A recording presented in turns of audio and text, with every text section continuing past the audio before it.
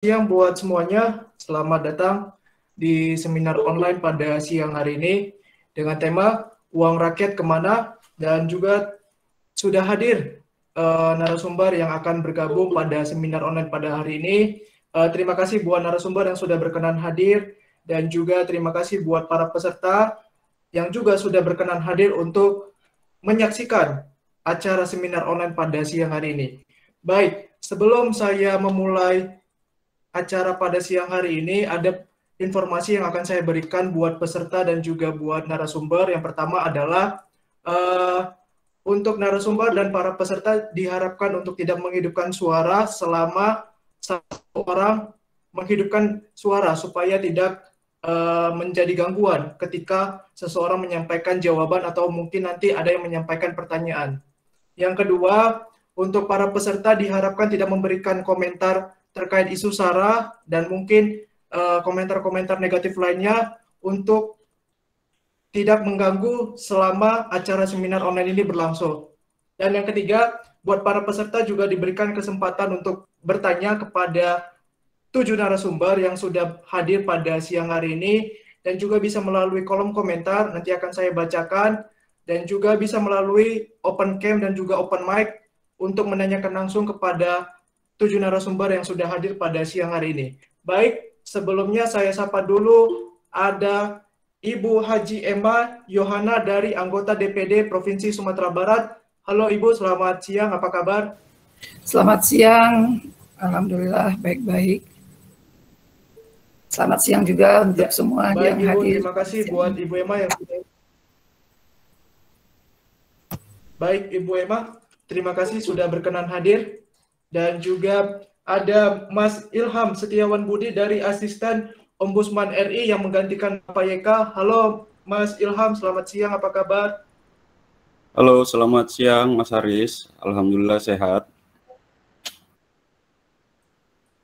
Oke, baik Mas Ilham, terima kasih sudah menjadi perwakilan dari Ombudsman RI. Terima kasih sekali lagi. Dan juga ada Bapak Ari Juliano Gemah dari Staf Ahli Menteri Bidang Reformasi Birokrasi dan Regulasi Kemenparekraf RI. Halo Bapak Ari, selamat siang, apa kabar?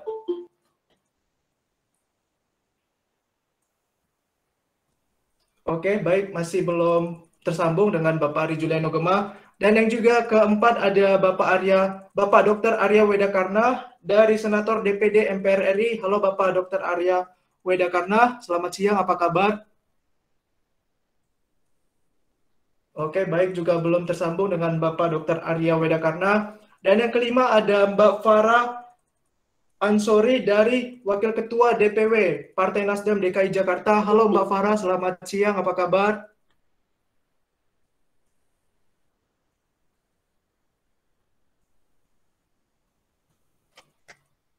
Oke, baik. Halo, masih belum tersambung dengan. Alhamdulillah baik. Oke. Baik, terima kasih buat Mbak Farah sudah berkenan. Dan mungkin untuk narasumber lain masih belum tersambung, nanti akan saya sapa lagi. Baik, saya akan mulai dulu dengan pertanyaan yang pertama terkait tentang uang rakyat. Oke, ada Bapak Ari Juliano Gemah, Pak. Selamat siang, Pak. Apa kabar? Siang, alhamdulillah baik. Ya, terima kasih Pak Ari sudah berkenan hadir untuk seminar online pada siang hari ini. Oke, baik. Kita akan masuk dengan sesi pertanyaan yang akan dimulai dengan saya, dan nanti juga akan diberikan kesempatan untuk peserta menanyakan kepada 7 narasumber. Baik, untuk Mas Ilham, ini sebagai perwakilan dari Ombudsman RI yang selalu mengawasi keuangan negara dan juga ada perwakilannya di daerah-daerah. Ini bagaimana tanggapan dari Mas Ilham? Boleh diceritakan atau mungkin disampaikan kepada masyarakat kita yang sedang menonton untuk siang hari ini, bagaimana uang rakyat kita ini dikemanakan untuk anggaran negara dulu. Ini bagaimana, Mas? Baik, terima kasih Mas Haris. Sebelumnya saya sedang mempersiapkan bahan paparan. Apakah bisa saya share di sini, Mas Haris? Apa langsung aja? Oke, boleh. Baik, Mas Ilham. Baik.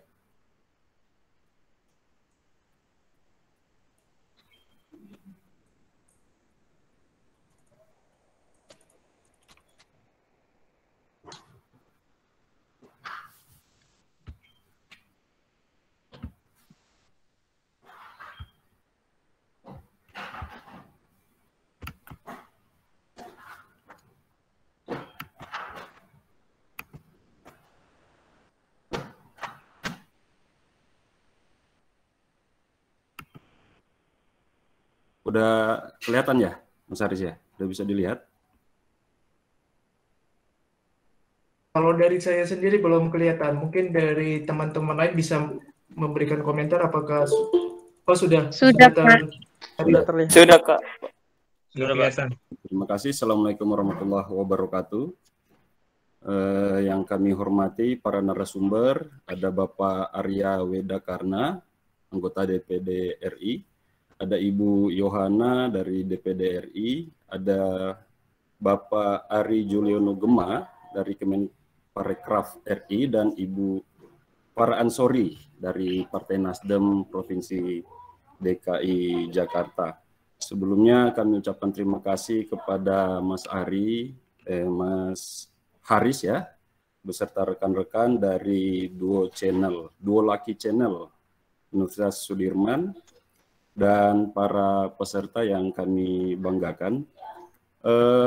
Sebelum membahas tentang bagaimana pandangan Ombudsman tentang penggunaan anggaran, perlu kami sampaikan terlebih dahulu tentang Ombudsman RI supaya lebih konstruktif nanti pembahasan tentang uang rakyat ini kemana dan apa sih sebenarnya menjadi tugas dan kewenangan Ombudsman RI. Berikutnya adalah sesuai pasal 4 Undang-Undang 37 2008 tentang Ombudsman RI. Ombudsman itu bertujuan untuk mewujudkan negara hukum yang demokratis, adil dan sejahtera, mendorong penyelenggaraan negara dan pemerintahan yang efektif dan efisien, jujur, terbuka, bersih, serta bebas dari korupsi, kolusi, dan nepotisme. Ombudsman juga bertujuan untuk meningkatkan mutu pelayanan negara di skala bidang agar setiap warga negara memperoleh keadilan, rasa aman, dan kesejahteraan yang semakin baik. Berikutnya, Ombudsman juga bertujuan membantu menciptakan dan meningkatkan upaya pemberantasan dan pencegahan praktek-praktek maladministrasi, diskriminasi, serta KKN. Yang terakhir, meningkatkan budaya hukum nasional, kesadaran hukum masyarakat, dan supremasi hukum yang berintikan kebenaran serta keadilan.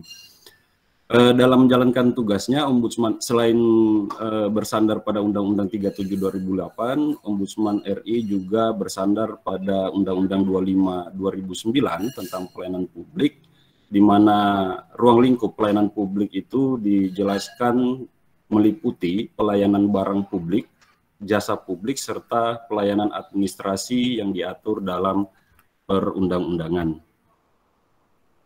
Berikut ada tugas, fungsi, dan wewenang Ombudsman RI, di mana dalam pasal 1 ayat 1 dijelaskan bahwa Ombudsman RI adalah lembaga negara yang mempunyai kewenangan mengawasi penyelenggaraan pelayanan publik, baik yang diselenggarakan oleh penyelenggara negara dan pemerintahan, termasuk di dalamnya adalah BUMN maupun BUMD, serta badan hukum milik negara, serta badan swasta atau perseorangan yang diberikan tugas untuk menyelenggarakan pelayanan publik tertentu yang sebagian atau seluruh anggarannya bersumber dari APBN atau APBD. Yang menjadi core pengawasan Ombudsman adalah maladministrasi dalam praktek-praktek atau pelaksanaan layanan publik. Apakah maladministrasi itu dijelaskan pada ayat 3 pasal 1. Maladministrasi adalah perilaku atau perbuatan melawan hukum, melampaui wewenang, menggunakan wewenang untuk tujuan lain dari yang menjadi tujuan wewenang tersebut, termasuk kelalaian atau pengabaian kewajiban hukum dalam penyelenggaraan layanan publik yang dilakukan oleh penyelenggara negara, pemerintahan yang menimbulkan kerugian material dan imaterial bagi masyarakat.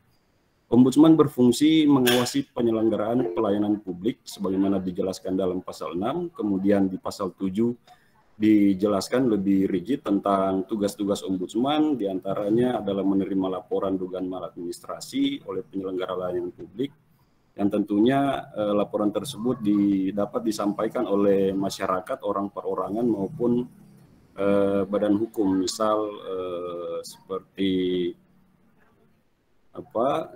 kantor hukum, advokat atau pengacara, atau pihak yang diberi kuasa oleh pengguna layanan untuk melaporkan masalah pelayanan yang dihadapi. Berikut masuk pada pertanyaan yang disampaikan oleh Mas Haris dan rekan-rekan yang kami terima. Ada 3 pertanyaan. Yang pertama itu adalah bagaimana sih tanggapan Ombudsman tentang APBN atau APBD yang digunakan oleh pemerintah pusat ataupun instansi lain, kemudian kemana dipakai uang tersebut. Dapat kami tanggapi bahwa dalam penyelenggaraan negara, pemerintah itu pasti membutuhkan dana. Untuk itu setiap tahun pemerintah menyusun APBN dan APBD. APBN adalah dokumen penerimaan belanja di mana merujuk pasal 3 ayat 4 Undang-Undang 17 tahun 2003 tentang keuangan negara. Fungsi APBN itu dijelaskan antara lain sebagai otorisasi dasar kegiatan penerimaan dan belanja, sebagai perencanaan dan pedoman kegiatan tahun bersangkutan, sebagai pengawas agar anggaran yang ada digunakan dengan baik, kemudian terakhir untuk memelihara keseimbangan perekonomian.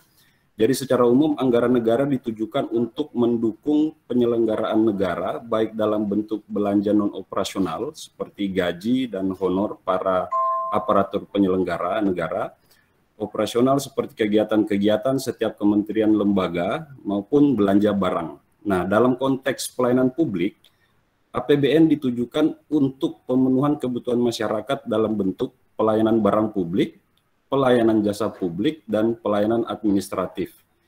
Pelayanan barang publik yang dimaksud seperti yaitu program pupuk bersubsidi dari pemerintah di bawah Kementerian Pertanian. Kemudian ada juga program cadangan beras pemerintah.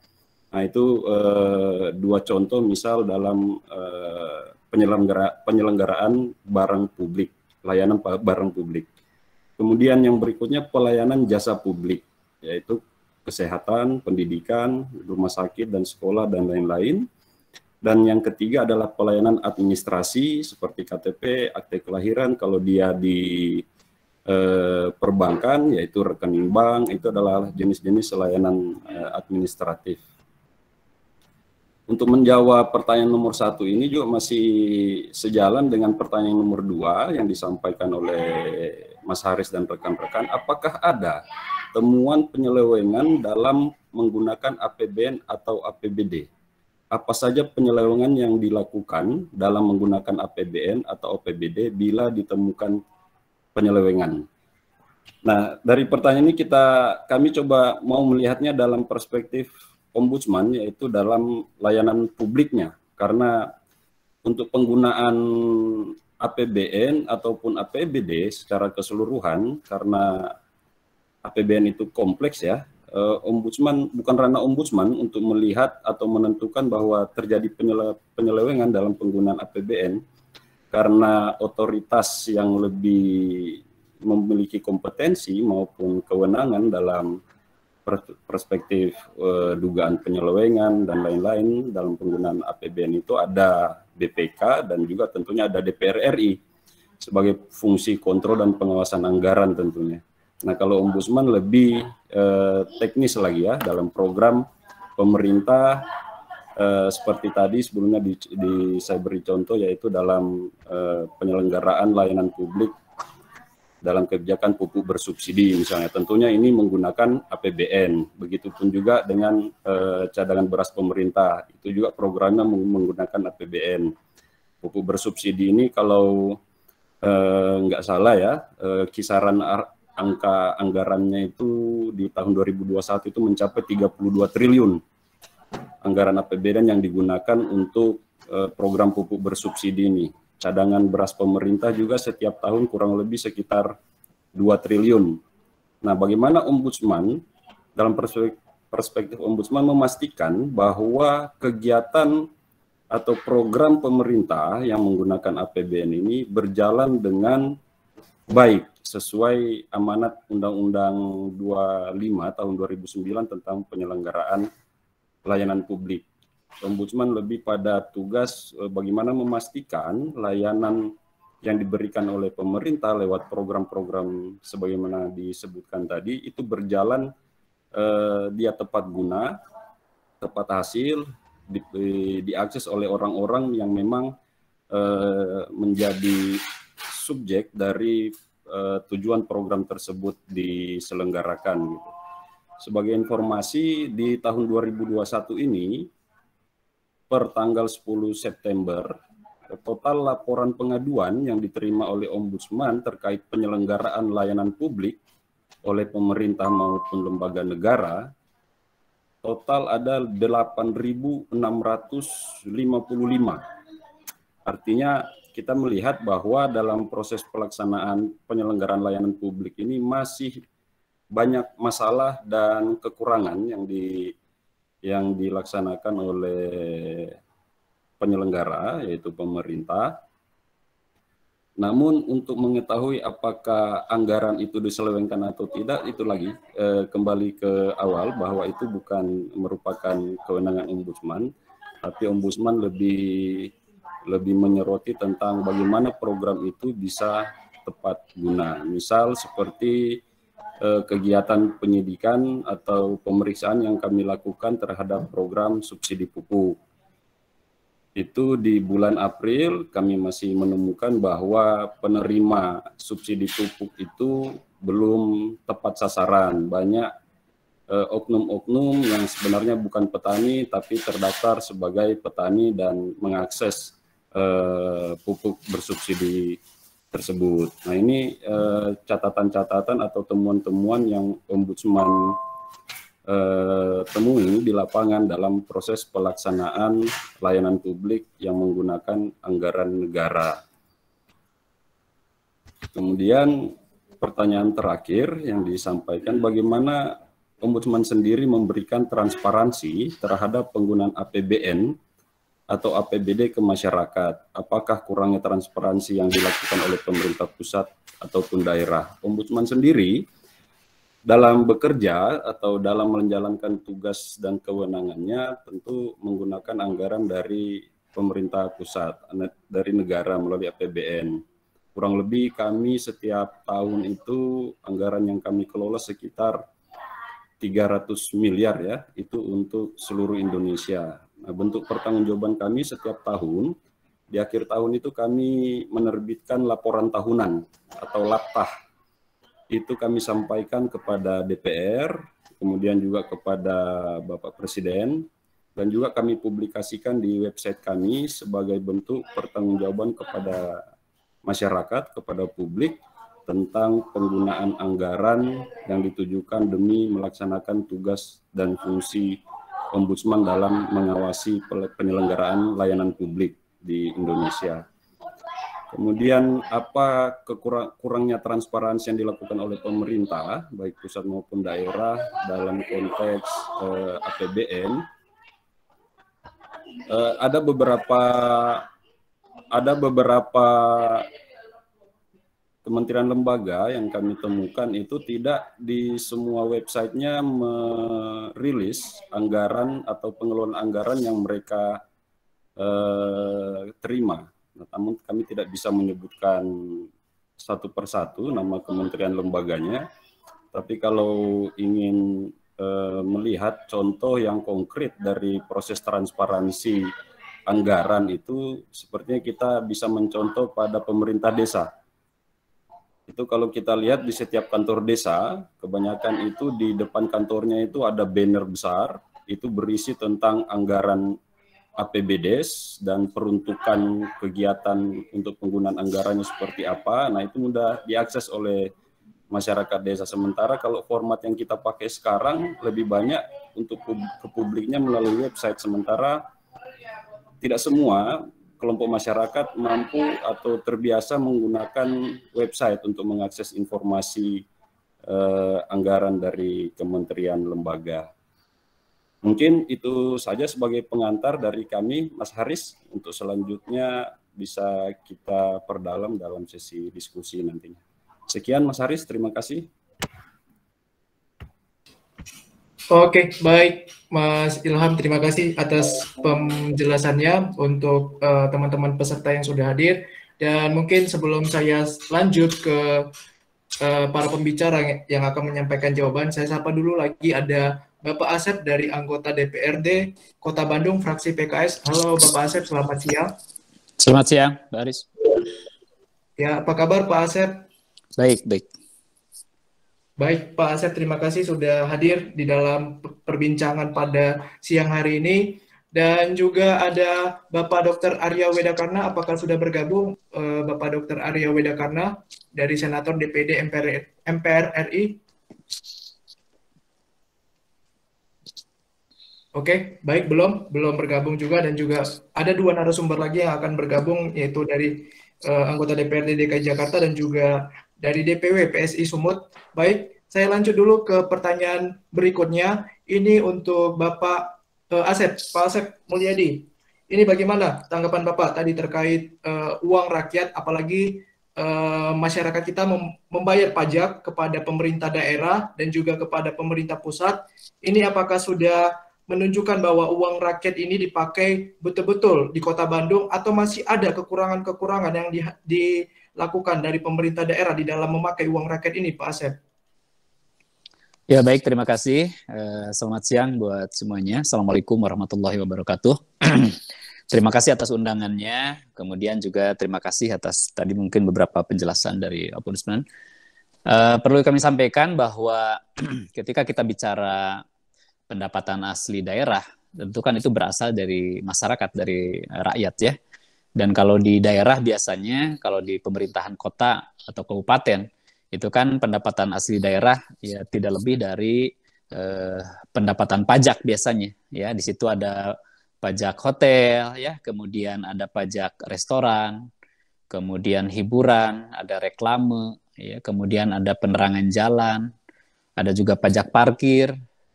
Kemudian ada pajak air tanah, ya, ada PBB dan ada BPHTB.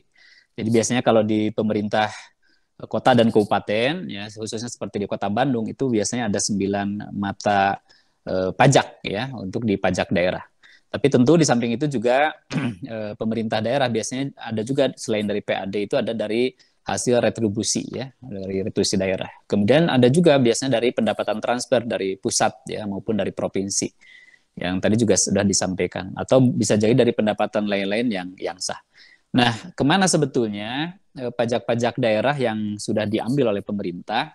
Walaupun tentu pada kesempatan pandemi ini luar biasa, pasti bukan hanya pemerintah daerah, pemerintah pusat juga kelihatannya yang pasti hari-hari ini berat ya dari sisi alokasi keuangan, karena memang masyarakat juga dari sisi kemampuan juga terbatas. Belum lagi hotel hari ini ya di beberapa tempat juga tutup, kemudian juga restoran tutup, ya, kemudian pariwisata, hiburan itu nggak ada. Jadi memang untuk pemerintah daerah khususnya ini mengalami sesuatu hal yang tantangan berat sebetulnya di saat pandemi COVID-19 ini. Tapi tidak demikian, pemerintah dalam hal ini yang tentu diawasi juga oleh DPRD, ya, DPRD adalah juga mengawasi karena tugas DPRD kan diantaranya selain juga pembuatan perda, kemudian di dalamnya adalah budgeting, ya, bagaimana juga menganggarkan dari alokasi dana pajak-pajak dari masyarakat, dari warga ini, bagaimana digunakan untuk apa saja.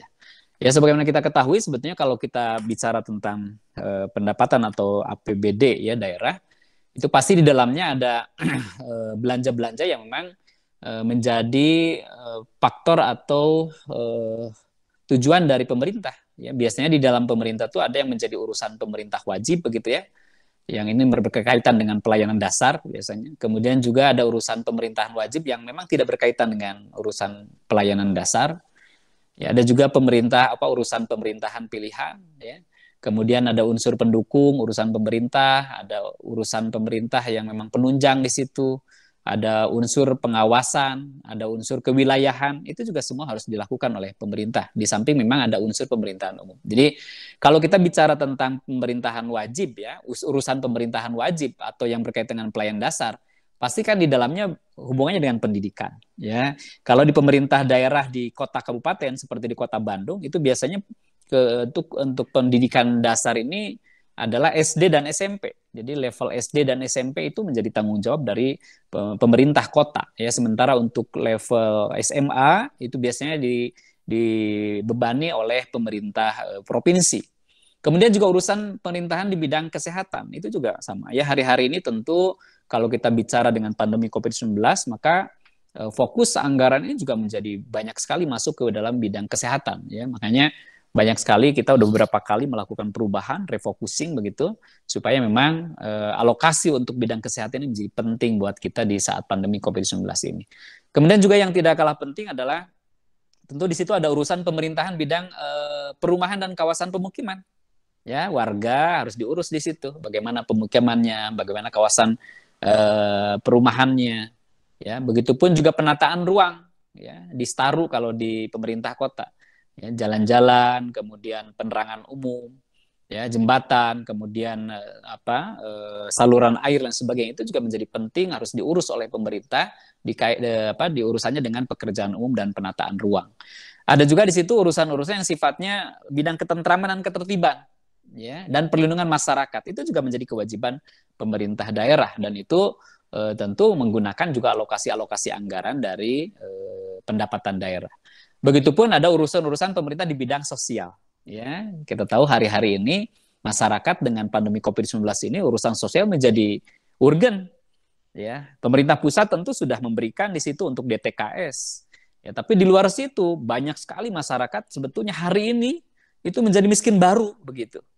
Ya, banyak sekali masyarakat dengan pandemi ini bukan hanya urusan kesehatan, tapi urusan ekonomi sekarang menjadi tantangan terbesar.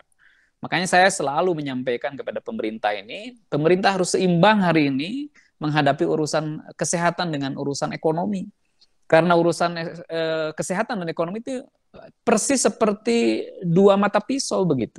Ya, ketika kita terlalu condong kepada kesehatan, maka ekonomi bisa ambiar begitu. Dan begitupun ketika kita terlalu fokus dengan ekonomi, jangan-jangan kesehatan ini menjadi dampak serius. Nah, oleh karena itu tentu masalah kesehatan, masalah pendidikan, masalah tata ruang, masalah pemukiman, ya, kemudian perumahan, perlindungan, ketertiban masyarakat, urusan sosial ini menjadi penting, ya, alokasi anggaran pemerintah daerah untuk disalurkan kepada masyarakat kembali. Jadi pada intinya sebetulnya uang-uang yang dari masyarakat, ya, ditarik kepada pemerintah melalui pajak daerah, ya, kemudian dikembalikan kepada masyarakat.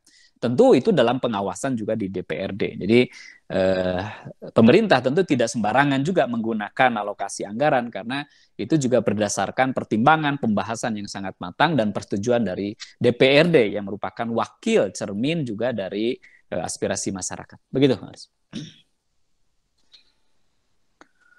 Oke, baik Pak Asep, terima kasih untuk penjelasannya. Dan saya sapa lagi yang sudah bergabung, ada Bapak Dr. Arya Wedakarna dari Senator DPD MPR RI. Halo Bapak Arya, selamat siang.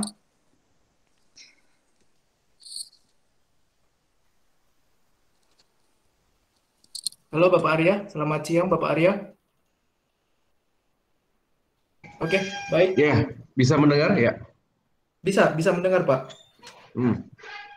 Bagaimana? Selamat siang, apa kabar Pak Arya? Baik, sehat-sehat ya.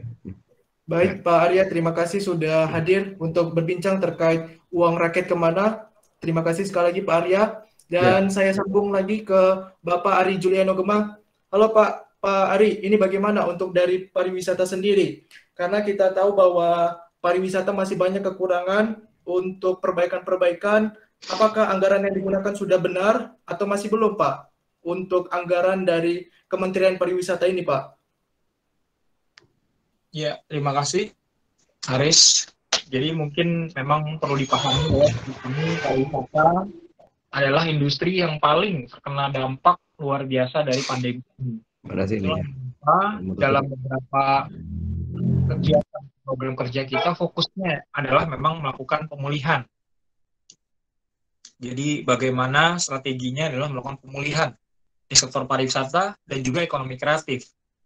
Itulah kemudian kalau ketika kita saat ini, khususnya di kementerian lembaga, semuanya mengalami masalah refocusing anggaran gitu ya, sehingga anggarannya benar-benar pertama itu dialihkan untuk berbagai kegiatan yang mendukung pemulihan kesehatan dalam hal ini, sehingga bisa dibilang semakin kecil anggaran dari kementerian dan lembaga karena tadi ada refocusing, dan tentu saja penggunaannya juga sangat dikontrol oleh Kementerian Keuangan maupun oleh BPK dalam hal ini, sehingga kalau di Kemenparekraf sendiri, ini pada dasarnya memang kita sangat ketat sekali dalam menggunakan anggaran ini. Selain jumlahnya memang tidak terlalu banyak, untuk berbagai kegiatan yang luas. Dalam hal ini kan lingkup kita nasional ya. Dan juga tentu saja adanya pengawasan dari luar, dalam hal ini dari auditor, dari ombudsman, dan juga dari pihak-pihak yang lain. Itulah kemudian kami tidak akan berani untuk macam-macam dengan anggaran negara yang sudah diberikan kepada Kemenparekraf dalam hal ini untuk sekali lagi melakukan strategi berbagai program kerja, yaitu pemulihan pariwisata dan ekonomi kreatif yang meliputi 5 hal utama, dari mulai pemulihan pasar, pemulihan industri dan lapangan kerja, perluasan pasar, lalu upaya peningkatan kualitas pariwisata, dan juga peningkatan nilai tambah ekonomi kreatif. Nah, di lima hal tersebutlah kemudian anggaran negara tersebut yang diterima oleh Kemenparekraf dalam hal ini dialokasikan, yang mana tentu saja tujuannya adalah sebesar-besarnya untuk manfaat bagi para pelaku ekonomi kreatif dan pariwisata khususnya, dan juga masyarakat pada umumnya. Demikian. Oke, baik Pak Ari Juliano, terima kasih. Dan Mbak Farah, ini pemerintah Pemprov DKI Jakarta kemarin sudah ada yang viral di media sosial, Mbak Farah, dan ini uang rakyatnya dipakai untuk anggaran Formula E. Mbak Farah, ini bagaimana? Boleh dijelasin dulu Mbak, kok bisa ada anggaran Formula E, padahal di masa pandemi masyarakat lagi susah, pemerintah Pemprov DKI mengeluarkan anggaran yang seperti itu. Ini boleh dijelasin dulu Mbak, supaya masyarakat kita yang lagi menonton seminar ini bisa mengetahui bagaimana penggunaan uang masyarakat yang khususnya di DKI Jakarta, Mbak Farah. Suara saya kedengaran nggak ya? Saya nggak dengar suaranya dengan soalnya. jelas, Mbak. Dengan jelas. Tadi saya nggak dengar pertanyaannya, Mas Haris. Oke, baik, saya ulang sebelumnya. Untuk Mbak Farah, ini kan kemarin di media sosial, apalagi di berita, ada yang menyampaikan bahwa anggaran DKI Jakarta itu dipakai untuk Formula E. Saya pengen tahu dulu, ini mengapa kok bisa ada anggaran seperti itu, apalagi di masa pandemi dikeluarkan oleh Pemprov DKI, dan partai Mbak sendiri dari Nasdem masih mendukung untuk anggaran Formula E ini, Mbak. Bagaimana?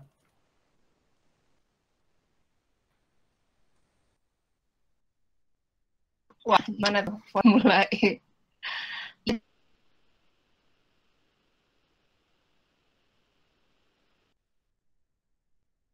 Jadi begini, pemerintah Provinsi DKI Jakarta berusaha melaksanakan anggaran sesuai dengan APBD yang ditetapkan di tahun 2017-2022 di Jakarta itu 2017 sampai 2022. Dari perjalanan dari pelaksanaan RPJMD ini, maka dibuatlah APBD Provinsi DKI Jakarta setiap tahun mulai dari sejak Pak Anies menjadi gubernur hingga saat ini.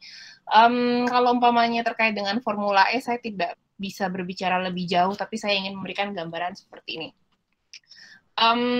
Sesuai dengan yang sudah disampaikan oleh para narasumber sebelumnya, kita itu kan melaksanakan anggaran sesuai dengan perencanaan pemerintahan, baik dalam tingkat kota, provinsi, maupun nasional. Formula E memang salah satu hal yang sudah dianggarkan oleh pemerintah Provinsi DKI Jakarta. Saya sendiri kurang paham memang apa sih pertimbangan gubernur untuk tetap melaksanakan itu, tetapi saya yakin itu masih berada dalam koridor pengaturan yang sudah ditetapkan oleh pemerintah pusat. Jadi sejak munculnya COVID-19 yang kemudian ditetapkan sebagai bencana nasional oleh Presiden Jokowi pada tahun lalu, dan akhirnya membuat seluruh tatanan pemerintahan kita, baik dari mulai pusat sampai daerah terkecil sekalipun, itu harus merevisi seluruh penganggarannya, seluruh prioritas programnya. Tapi mereka semua dibatasi. Memang pemerintah menyarankan dengan sangat keras, sangat tegas, supaya lebih memprioritaskan hal-hal yang berkaitan langsung dengan masyarakat, berkaitan langsung dengan kesejahteraan, berkaitan langsung dengan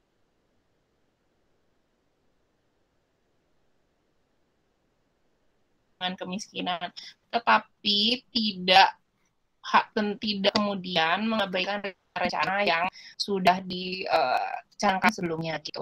Itu sih kalau menurut saya. Tapi kalau namanya justifikasi apa ya, kenapa akhirnya Formula E itu dilaksanakan, apa penganggarannya tetap ada, ya salah satunya itu. Dan kemudian adalah banyak sekali program pemerintahan kita, bukan hanya Formula E, cuman karena orang kan melihat Formula E ini kok kayak out of the mungkin bukan prioritas utama, dan memang saya yakin juga bukan prioritas terutama saat ini. Tetapi ketika kita sudah mengalokasikan sejumlah besar anggaran untuk melaksanakan prioritas pertama, lalu kemudian untuk melaksanakan prioritas sekunder, lalu kita masih punya anggaran yang lain untuk kemudian sedikit demi sedikit program-program pemerintahan yang lain, sebenarnya itu tidak ada salahnya.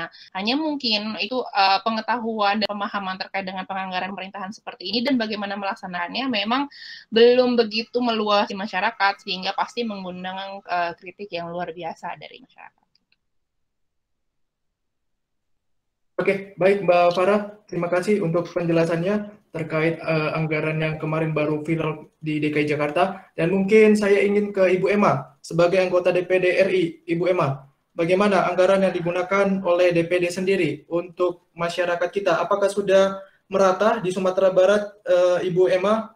Atau mungkin masih belum merata terkait penggunaan anggaran negara dan juga anggaran daerah, apalagi DPD RI sebagai pengawasan terhadap pemerintah di dalam melakukan pengawasan terhadap keuangan. Ini bagaimana Ibu Emma? Terima kasih pada Saudara Karis ya, yang telah menggagas kegiatan ini, kemudian Bapak Ibu yang tadi juga sudah bergabung, kemudian para narasumber yang hadir pada siang hari ini. Apa yang ditanyakan kepada kami kan bagaimana tanggapan tentang APBN yang digunakan oleh DPD RI, kemudian uang itu kemana dipakai, apakah ada temuan penyelewengan ya yang dilakukan dalam menggunakan anggaran di DPD RI, dan juga bagaimana DPD RI sendiri memberikan transparansi terhadap penggunaan uang kepada masyarakat. Apakah ya bagaimana ya DPD itu? Kan itu yang pertanyaannya. Mungkin jawabannya nanti agak berbeda. Kemudian ini juga ada sahabat saya Arya Wedakarna, yang kalau tidak salah Arya di di Bangga di anggaran ya kalau nggak salah ya. PURT. Enggak Bunda, saya di PPUU. Oh, bukan PURT. PPUU, siap ya. Oke. Ya. Namun yang perlu digarisbawahi itu ya mengacu kepada ketentuan atau pasal 22D itu tentang tata tertib DPD sebagai lembaga legislatif yang mempunyai tugas dan fungsi. DPD kan tidak masuk kepada anggaran ya, yang ada itu hanya pengawasan tentang angka APBN. Kemudian juga di dalam pelaksanaan anggaran, penetapan anggaran itu kan DPD tidak terlibat ya, tidak terlibat secara ini. Namun kami tentu menjalankan tugas sesuai dengan yang diamanahkan, itu pengawasan untuk hal-hal yang berkaitan dengan tugas dan wewenang. Kemudian juga DPD itu kita mempunyai juga keuangan yang berasal dari APBN. Kegiatan yang dibiayai oleh APBN itu meliputi kegiatan-kegiatan anggota DPD RI seperti rapat-rapat, kunjungan kerja, dan bentuk-bentuk lainnya. Pertanggungjawaban keuangan secara administratif itu diselenggarakan oleh Kesekjenan DPD RI yang berfungsi sebagai sistem pendukung agar laporan tersebut memenuhi unsur-unsur yang menjadi bentuk laporan yang nantinya tentu akan menjadi tugas BPK ya dalam pengawasan penggunaan anggaran tersebut. Sepanjang mungkin saya selama menjadi anggota DPD RI, alhamdulillah udah periode ketiga ini ya, masalah keuangan di DPD itu sepertinya kita tidak ada persoalan. Ini dibuktikan ya dengan laporan keuangan dalam penggunaan anggaran kegiatan yang dilaksanakan DPD, di mana DPD itu sudah kalau saya tidak salah, yang mohon dikoreksi nanti, itu sudah yang 15 kali itu mendapat WTP. Nah, ini buktinya dalam mempergunakan anggaran itu DPD betul-betul mengacu kepada aturan-aturan yang berlaku. Walaupun itu dalam penggunaan umpama kegiatan DPD di lapangan, kegiatan DPD di masyarakat, termasuk juga kegiatan DPD di rapat-rapat, pembahasan-pembahasan yang dilaksanakan, apakah di DPD sendiri atau mungkin dengan mitra-mitra terkait. Alhamdulillah semua itu dapat kita jalankan sesuai dengan aturan dan perundang-undangan yang berlaku. Kemudian juga dalam setiap penyerapan aspirasi, kan tadi ada pertanyaan, bagaimana transparansi dari DPD itu dalam hal keuangan. Nah, kami dalam melaksanakan tugas di lapangan, katakanlah ada reses, ya, itu jelas dan nyata berapa anggaran yang kami peruntukkan untuk bersilaturahmi, karena di DPD kita tidak ada dana atau anggaran yang namanya anggaran apa itu yang di DPR kan ada, saya lupa, pokoknya ada dana ya yang bisa dianggarkan oleh DPD untuk membantu masyarakat gitu. DPR ya, DPR, baik DPRD, DPRD provinsi maupun DPR RI. Tetapi di DPD kita tidak ada anggaran tersebut. Yang ada hanyalah anggaran silaturahmi.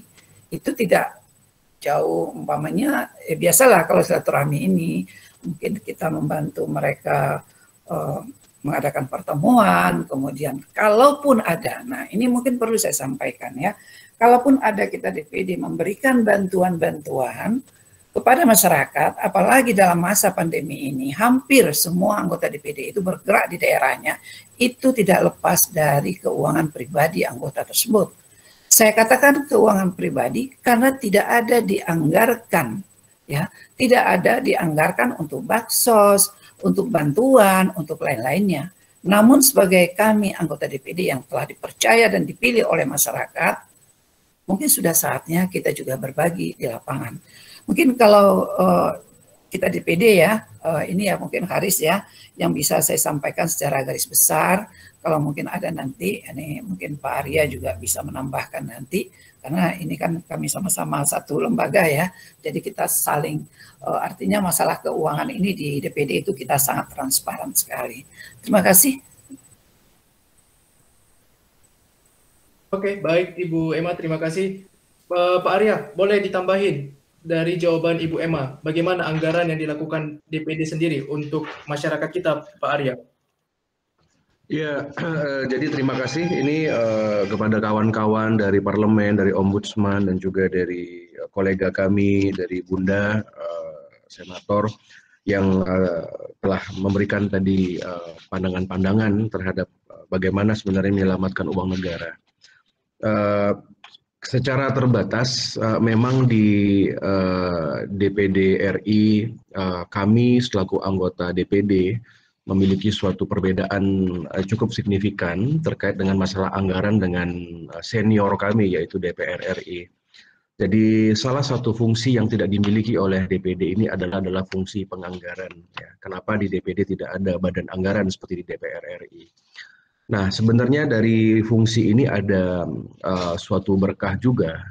Bagaimana secara sistem ketika 136 orang anggota DPD ini tidak mendapatkan suatu tanggung jawab untuk membahas keuangan negara dalam hal ini APBN, secara otomatis banyak anggota-anggota DPD sebenarnya yang memang diselamatkan dengan sistem ini. Maka dari itu kan kalau kita bandingkan, bukan saya mengatakan tidak ada, kalau kita bandingkan dengan misalkan dari DPR RI maupun juga dari DPRD, mungkin DPD ini sangat jarang sekali terkait dengan masalah korupsi, atau juga sekarang masyarakat sedang mengganti nama koruptor menjadi maling kan begitu ya. Jadi kalau menurut saya secara sistem DPD ini aman begitu, karena memang kami ini walaupun sebagai pengawas undang-undang dan termasuk juga kami ini memberikan pandangan terhadap APBN, ya. Jadi memberikan pandangan itu diwakili oleh alat-alat kelengkapan, mereka mengkaji tentang APBN yang diberikan kepada DPD RI, dan kemudian setelah itu kita akan berikan pandangan. Kemudian secara rutin juga kami mengadakan sidang paripurna dengan BPK, Badan Pemeriksa Keuangan. Nah, sehingga pandangan-pandangan ini kan bersifatnya rekomendasi. Rekomendasi, pertimbangan, saran-saran dari DPD RI. Nah, jadi sesungguhnya kalau dari segi parle, sebagai parle atau sebagai anggota parlemen, yang kuat itu adalah posisi DPR RI, yang kita tahu bahwa di DPR RI adalah kumpulan dari partai-partai politik, dari fraksi-fraksi seperti itu. Nah, sehingga jangan pernah khawatir bahwa DPD RI ini, saya sudah 2 periode, ya juga dengan Bunda juga sebagai senior, sudah beberapa periode, kami ini selalu mengikuti arahan dari lembaga dan memang tidak banyak. Jadi sebenarnya anggota DPD ini dalam program-program itu masyarakat sudah tahu. Contoh seperti saya misalkan di Dapil Bali. Ketika saya diundang oleh masyarakat, kita juga mengedukasi kepada masyarakat bahwa DPD ini memiliki fungsi pengawasan dan fungsi untuk bertemu dengan konstituen non-partisan. Nah, sehingga mereka-mereka ini, terutama untuk Bali ya, saya tidak tahu daerah lain. Jadi di masyarakat Bali ini juga, saya sebagai pemenang pemilu, 2 pemilu berturut-turut, tidak ada itu dari masyarakat yang ketika mengundang kami, itu pembicaraannya tentang bansos, begitu ya, tentang anggaran. Jadi masyarakat ini sebenarnya sudah teredukasi, apalagi dengan sistem sekarang yang luar biasa. Berbeda misalkan kalau ada kawan-kawan kami yang bukan DPD dari anggota dewan yang lain, memang masyarakat kita ini agak pragmatis. Jadi mereka ini dengan menyerahkan proposal langsung dan lain sebagainya. Jadi menurut saya parameter-parameter itu sudah dijalankan oleh DPD, dan ya bersyukurlah kami menjadi lembaga. Saya patut bangga, kebetulan saya di Komite 1 Bidang Hukum. Kita patut bangga sekali bahwa pemimpin-pemimpin kami, bahwa di DPD secara kelembagaan sudah memenuhi parameter-parameter bebas korupsi, bersih, transparan, dan lain sebagainya ya. Itu mungkin karena tidak adanya fungsi anggaran ya. Entah nanti besok apakah amandemen ke-5 Undang-Undang Dasar ini yang sedang direncanakan ya mungkin akan diberikan kewenangan lebih oleh amandemen konstitusi kita, itu ceritanya lain. Tapi sejauh ini kalau saya secara pribadi saya merasa nyaman sebagai politisi muda, saya nyaman karena tidak bersentuhan dengan anggaran, tidak bersentuhan dengan apapun itu.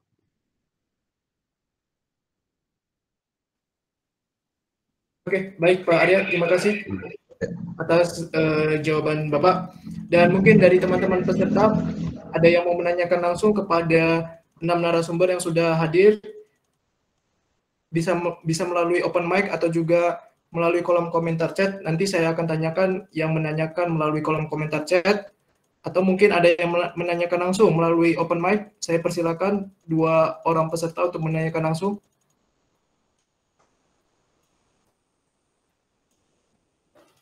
Baik, sebelum menunggu para peserta untuk menanyakan pertanyaan kepada 6 narasumber, saya ingin ke Pak Mas Ilham lagi sebagai Ombudsman. Ini bagaimana Mas Ilham? Apalagi kita tahu bahwa uang rakyat ini sangat banyak, korupsi juga terjadi di negara ini. Bagaimana dari Ombudsman sendiri mengatasi korupsi-korupsi yang ada di Indonesia sendiri, Mas Ilham? Karena ini juga banyak sekali fakta-fakta di lapangan bahwa anggaran yang digunakan, memang tadi Mas Ilham mengatakan bahwa anggaran daerah ataupun anggaran negara sudah dipakai secara baik, tetapi ini ada yang kurang baik, yaitu korupsi. Ini bagaimana Mas Ilham menanggapi uang rakyat yang selalu dikorupsi oleh para oknum pejabat kita, Mas Ilham? Baik, Mas Haris, terima kasih pertanyaan yang baik ya. Sebagaimana tujuan dibentuknya Ombudsman tadi yang saya paparkan di awal, bahwa salah satunya adalah mencegah praktek-praktek korupsi, kolusi, dan nepotisme. Ombudsman secara kelembagaan dalam upaya memberantas atau mencegah praktek-praktek korupsi menjalankan fungsi pengawasan. Fungsi pengawasannya ada 2 mekanisme yang kami pakai, yaitu pasif dengan menerima laporan pengaduan dari masyarakat ketika masyarakat melihat ada potensi atau dugaan maladministrasi. Maladministrasi itu kan lingkupnya banyak, Mas ya. Karena hampir semua tindakan atau peristiwa korupsi yang kasus-kasusnya ditangani oleh lembaga penegak hukum semua diawali dengan praktek maladministrasi. Definisinya tadi seperti yang saya sampaikan, bahwa ada penyimpangan prosedur, penyalahgunaan wewenang, menggunakan wewenang tanpa yang bukan tujuan dari kewenangan tersebut, ada tindakan inkompetensi dan lain sebagainya. Nah, masyarakat bisa berperan serta dalam pemberantasan korupsi itu dengan membantu Ombudsman memberikan laporan ketika masyarakat menemui ada upaya atau dugaan peristiwa maladministrasi dimaksud dengan melaporkan kepada Ombudsman. Kemudian kedua, pengawasan kami yang aktif yang kami lakukan selain menerima laporan pengaduan dari masyarakat adalah dengan melakukan investigasi atas prakarsa sendiri, atau di Ombudsman dikenal dengan OMI, on motion investigation. Seperti yang saya sampaikan di awal tadi, contoh kasus 2 program pemerintah dalam pelayanan publik, pelayanan barang publik, yaitu program kebijakan pupuk bersubsidi dan juga cadangan beras pemerintah. Nah, untuk meminimalisir potensi atau praktek-praktek maladministrasi atau korupsi, kita melakukan investigasi secara mendalam, mulai dari level pemangku atau pengambil kebijakan di kementerian lembaga, BUMN sebagai operator, sampai di level paling bawah, di level pengecer. Kami membantu, sebenarnya upaya yang dilakukan adalah kolaborasi dalam rangka membantu pemerintah agar program pelaksanaan layanan publik di bidang pengadaan pupuk subsidi maupun cadangan beras pemerintah itu berjalan dengan bersih sesuai dengan harapan penyelenggara tentunya.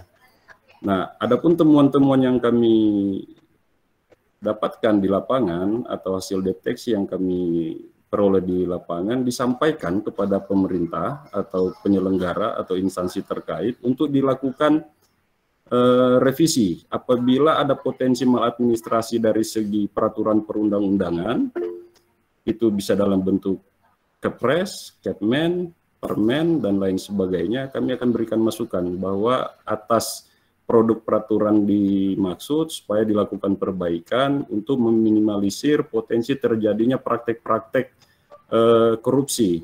Kemudian di level pelaksana, apabila ada perilaku dari pejabat di instansi terkait dalam pelaksanaan program tersebut yang mengarah kepada tindakan-tindakan koruptif, kami juga akan menyampaikan kepada pimpinan dari instansi tersebut untuk memberikan tindakan kepada pelaksana di jajaran di bawahnya untuk diberikan sanksi, baik itu teguran maupun sampai pemecatan. Untuk diketahui, Mas Haris dan Bapak Ibu, rekan sekalian, bahwa Ombudsman itu bukan lembaga pemberi sanksi, tapi Ombudsman adalah lembaga untuk memberi pengaruh kebijakan untuk memperbaiki pelaksanaan tugas maupun kewenangan oleh instansi yang menyelenggarakan pelayanan publik ke masyarakat, dengan tujuan agar semua program pelaksanaan kegiatan layanan publik itu berjalan dengan baik, dengan jujur, bersih, tepat guna, dan tentunya bebas maladministrasi. Demikian sementara Mas Haris dari kami. Oke, baik Pak. Baik Mas Ilham, terima kasih. Dan juga Pak Ari, ini juga kita lagi menghadapi pandemi, Pak Ari, dan juga UMKM lagi sulit-sulitnya untuk naik, menumbuhkan perekonomian yang mereka sendiri. Ini bagaimana dari Bapak Ari sebagai orang yang duduk di Kementerian Pariwisata dan Ekonomi Kreatif, ini bagaimana kebijakan apa yang dilakukan di dalam menggunakan anggaran selama pandemi ini? Apakah kebijakan ini sudah dilakukan dengan baik, atau mungkin bagaimana cara pencegahan dari kasus korupsi yang mungkin bisa terjadi sewaktu-waktu di instansi yang mungkin kita tidak bisa bilang bahwa korupsi ini tidak bisa diatasi, tetapi bagaimana cara pencegahannya dari Pak Ari sendiri di dalam membantu masyarakat kita untuk UMKM ini, Pak Ari? Ya, tadi mungkin disampaikan juga dari yang lain gitu ya. Dalam perancangan anggaran sendiri kan kita tidak melakukan sendiri, tapi pemerintah bersama DPR, kalau di Kemenparekraf ini bersama mitranya Komisi 10, itu sudah dengan sangat hati-hati sekali mengalokasikan berbagai anggaran kegiatan di level unit kerja di tingkat eselon 1 gitu ya, sehingga memang dicoba agar efektif dan efisien nanti penggunaan anggarannya.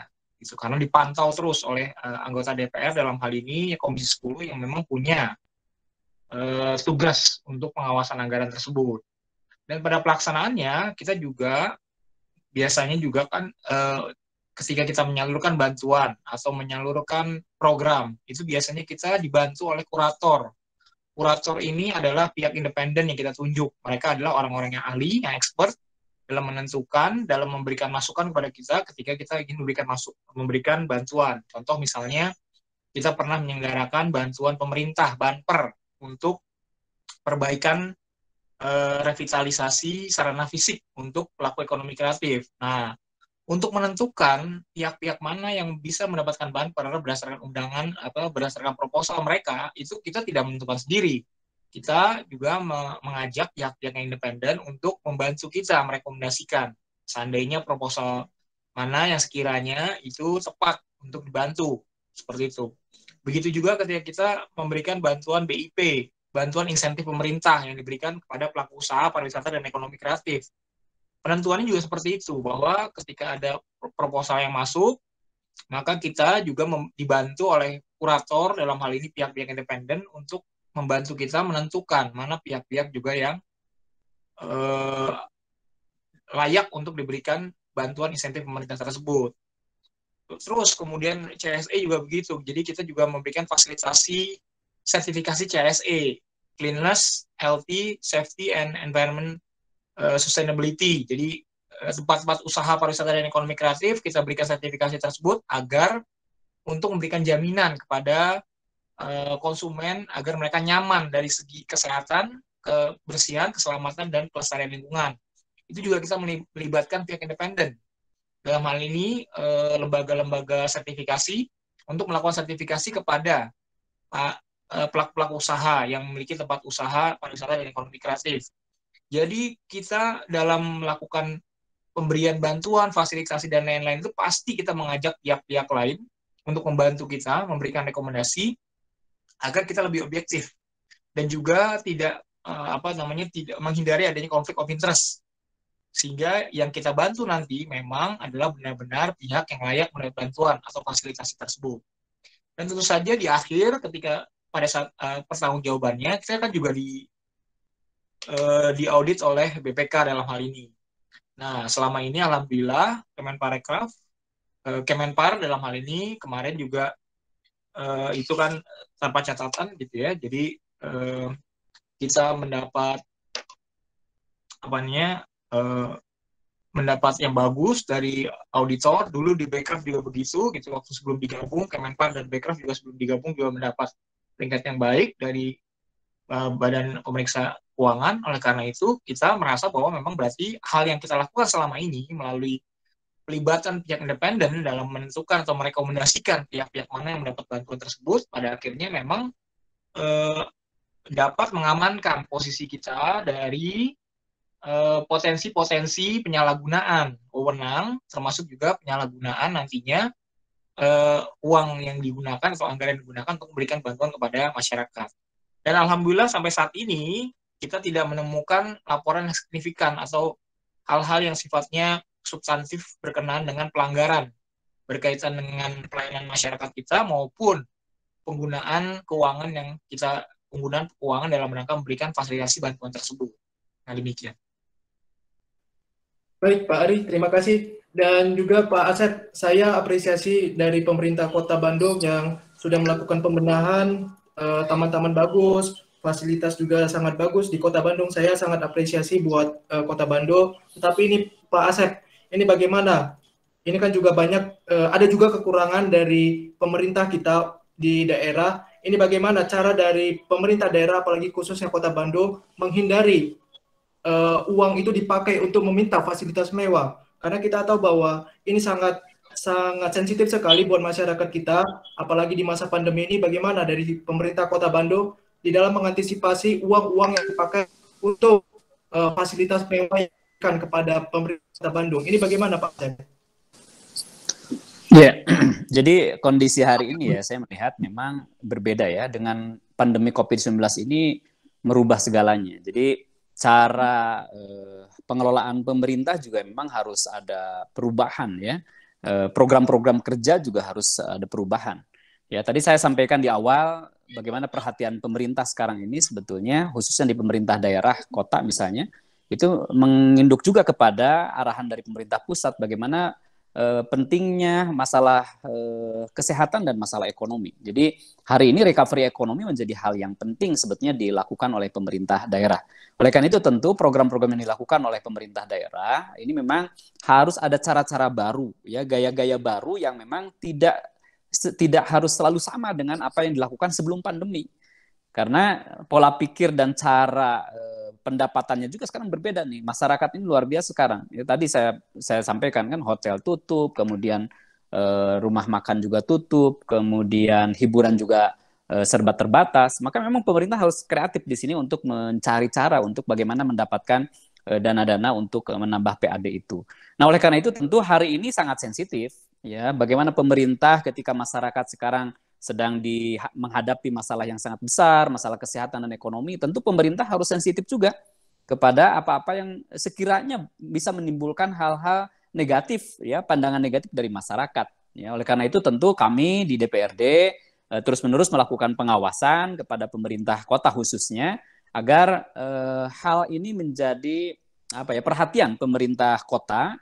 Sensitivitas terhadap apa yang dirasakan oleh masyarakat hari ini, kesulitan untuk mendapatkan penghasilan, ya, kesulitan bahkan untuk membayar sekedar hanya pajak PBB aja sekarang luar biasa. Makanya di pemerintah Kota Bandung saya dorong untuk terus mengadakan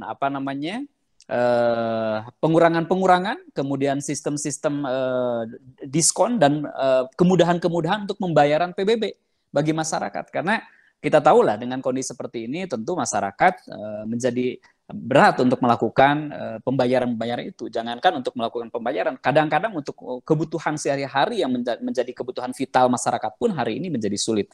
Oleh karena itu sebetulnya tugas pemerintah hari ini adalah bagaimana menjaga ya apa-apa yang sudah diamanahkan oleh masyarakat, oleh warga, ditarik oleh pemerintah itu tidak bocor kemana-mana. Itu yang paling penting ya. Misalnya masyarakat membayar itu di restoran, masyarakat membayar parkir, masyarakat membayar PBB. Nah, bagaimana dana-dana yang dari masyarakat betul-betul dioptimalkan dan itu betul-betul bisa dipakai oleh pemerintah untuk dikembalikan untuk pembangunan di masyarakat. Sebagaimana tadi saya sampaikan, untuk pendidikan, untuk kesehatan, untuk perumahan, untuk sosial, ya, untuk ketenaga kerjaan. Bahkan hari ini tentu kita bicara tentang ketahanan pangan itu menjadi penting ya, ketahanan pangan, kemudian juga ekonomi kreatif ya, ditambah lagi dengan perdagangan, industri ini menjadi penting harus dilakukan oleh pemerintah untuk merecovery ekonomi. Demikian. Oke, baik Pak Acep, terima kasih. Dan juga Mbak Farah, saya juga sangat apresiasi dengan perkembangan infrastruktur yang ada di DKI Jakarta. Dan juga boleh ditanggapi Mbak Farah, bagaimana dengan oknum-oknum yang mungkin meminta fasilitas mewah di masa pandemi ini yang kemarin baru viral, ada di Kota Tangerang, ada mungkin di daerah-daerah lain. Ini bagaimana dari DKI Jakarta sendiri membentuk pengawasan terhadap fasilitas mewah ini supaya tidak terjadi lagi? Karena ini sangat sensitif buat masyarakat kita, Mbak Farah. Ya, oke. Terima kasih Mas Haris. Sebenarnya untuk Partai Nasdem sendiri, kebijakannya bahkan untuk berlaku di seluruh Indonesia, sebisa mungkin untuk tidak menggunakan fasilitas mewah, terutama di masa pandemi ini, gitu kan. Bahkan ketika kami Partai Nasdem baik di Provinsi DKI Jakarta maupun di nasional ditawari fasilitas karantina yang dibiayai oleh negara pun kita bilang kami tidak perlu karena pasti masih banyak masyarakat lain yang lebih membutuhkan daripada daripada Partai Nasdem, terutama para anggotanya yang duduk di parlemen, terutama di DKI Jakarta. Kami yakin mereka cukup capable buat membiayai dirinya sendiri ketika dan tidak perlu menggunakan anggaran-anggaran berlebihan yang disiapkan oleh negara. Memang kita di satu sisi kita menghargai negara berusaha mengapresiasi orang-orang yang bekerja lebih untuk kepentingan pemerintahan, tetapi untungnya di kami merasa penggunaan anggaran itu lebih bijak ketika dialokasikan untuk masyarakat yang lebih membutuhkan. Tapi kita tidak bisa memungkiri pasti ada orang-orang yang berusaha memanfaatkan kesempatan dalam kesempitan, mengairi air keruh. Ya itu kami lihat bahwa pemerintah itu sudah berusaha menerapkan prinsip-prinsip good governance di dalam pemerintahan sendiri. Belum maksimal pasti karena setiap orang itu pasti akan berusaha mencari celahnya masing-masing, tetapi kan kita bisa bahu-membahu untuk saling mengingatkan dan saling mengawasi satu sama lain seperti itu. Oke, baik Mbak Farah, terima kasih. Dan Pak Arya, saya tahu juga di pariwisata Bali sangat turun Pak Arya, dan ini juga menjadi fokus utama dari DPD RI dan juga mungkin pemerintah-pemerintah pusat atau daerah lainnya di dalam memajukan pariwisata ada di Bali. Dan juga saya juga mau Pak Arya kapan bagaimana teman-teman Bapak di DPR dan juga di DPD meminta fasilitas mewah yang begitu sangat membuat marah masyarakat kita, ini bagaimana Pak Arya? Boleh ditanggapi dua hal ini Pak? Saya tidak kurang paham ya terkait dengan masalah fasilitas mewah itu ya. Jadi dalam artian Bali itu adalah satu-satunya provinsi di Indonesia yang selama pandemi ini sampai minus 3 kali lipat inflasi nasional. Inflasi kita ini sampai minus 12% ya. Sekarang sudah di angka 2%. Tetapi jauh dibandingkan dengan provinsi lain. Nah, kenapa kalau saya lihat bahwa di Bali ini ya baik itu tentang masalah pemberantasan korupsi, bagaimana juga tentang masyarakat, kekritisan masyarakat dalam mengkritisi pejabatnya. Kalau dibandingkan dengan daerah lain, Bali ini agak cenderung lebih adem. Karena orang-orang Bali itu sangat percaya sekali dengan hukum karma pala. Jadi di atas hukum positif, di atas dugaan-dugaan, itu masyarakat Bali itu bukannya pesimis atau skeptis ya, tetapi lebih mempercayai ada satu sistem alam, seleksi alam yang luar biasa. Nah, jadi ini yang menyebabkan Bali sampai saat ini masih stabil dalam hal segalanya. Ya, apakah keamanan, secara politik keamanannya, karena bagaimanapun juga sebelum pandemi ini kami yang penduduknya cuma 4 juta, tapi kami setiap tahun menerima 8 juta turis dari seluruh dunia. Nah, kalau misalkan hal-hal seperti tadi, seperti resistensi terhadap penegakan hukum, kemudian juga terkait dengan masalah pemberantasan korupsi, segala sesuatu di Bali ini tidak terlalu euforia begitu ya. Hampir nggak ada demonstrasi, misalkan kepada pejabat yang terseret dan lain sebagainya. Contoh saja bulan lalu, itu ada kasus korupsi dana PEN misalkan. Ada juga di beberapa kota dan kabupaten, bahkan juga mungkin mantan-mantan pejabat, bupati, seperti itu yang terseret. Tetapi kalau saya amati, selama ini manajemen konflik yang sudah dilakukan oleh orang-orang Bali sangat baik sekali ya. Jadi mereka percaya kepada aparat hukum, mereka percaya menghormati karena kami punya namanya catur guru. Salah satu guru yang harus dihormati oleh orang Bali yang mayoritas beragama Hindu ini kan adalah guru Wisesa, yaitu pemerintah. Nah, jadi sejauh ini adem-adem saja, tapi bukan berarti pemberantasan korupsi itu mandek ya.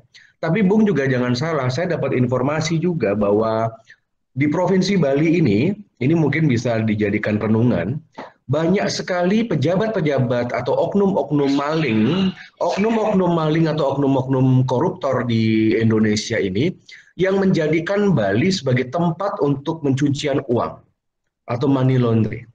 Ya, ini banyak sekali.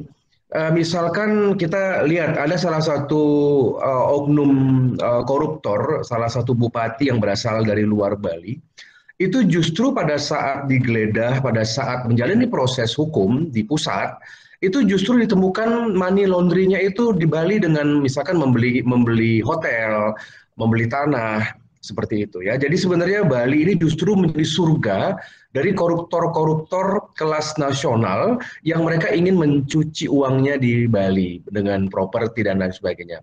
Ini menjadi perhatian kami. Saya sebagai Komite 1 Bidang Hukum, wakil dari Bali, selalu kami sounding. Dan kami kan tahu lah, di Bali ini misalkan yang punya hotel ini, yang punya tanah ini, kan Bali kan kecil, cuma sebuah pulau. Kita paham siapa-siapa pejabat nasional yang punya properti di Bali, kita paham semua.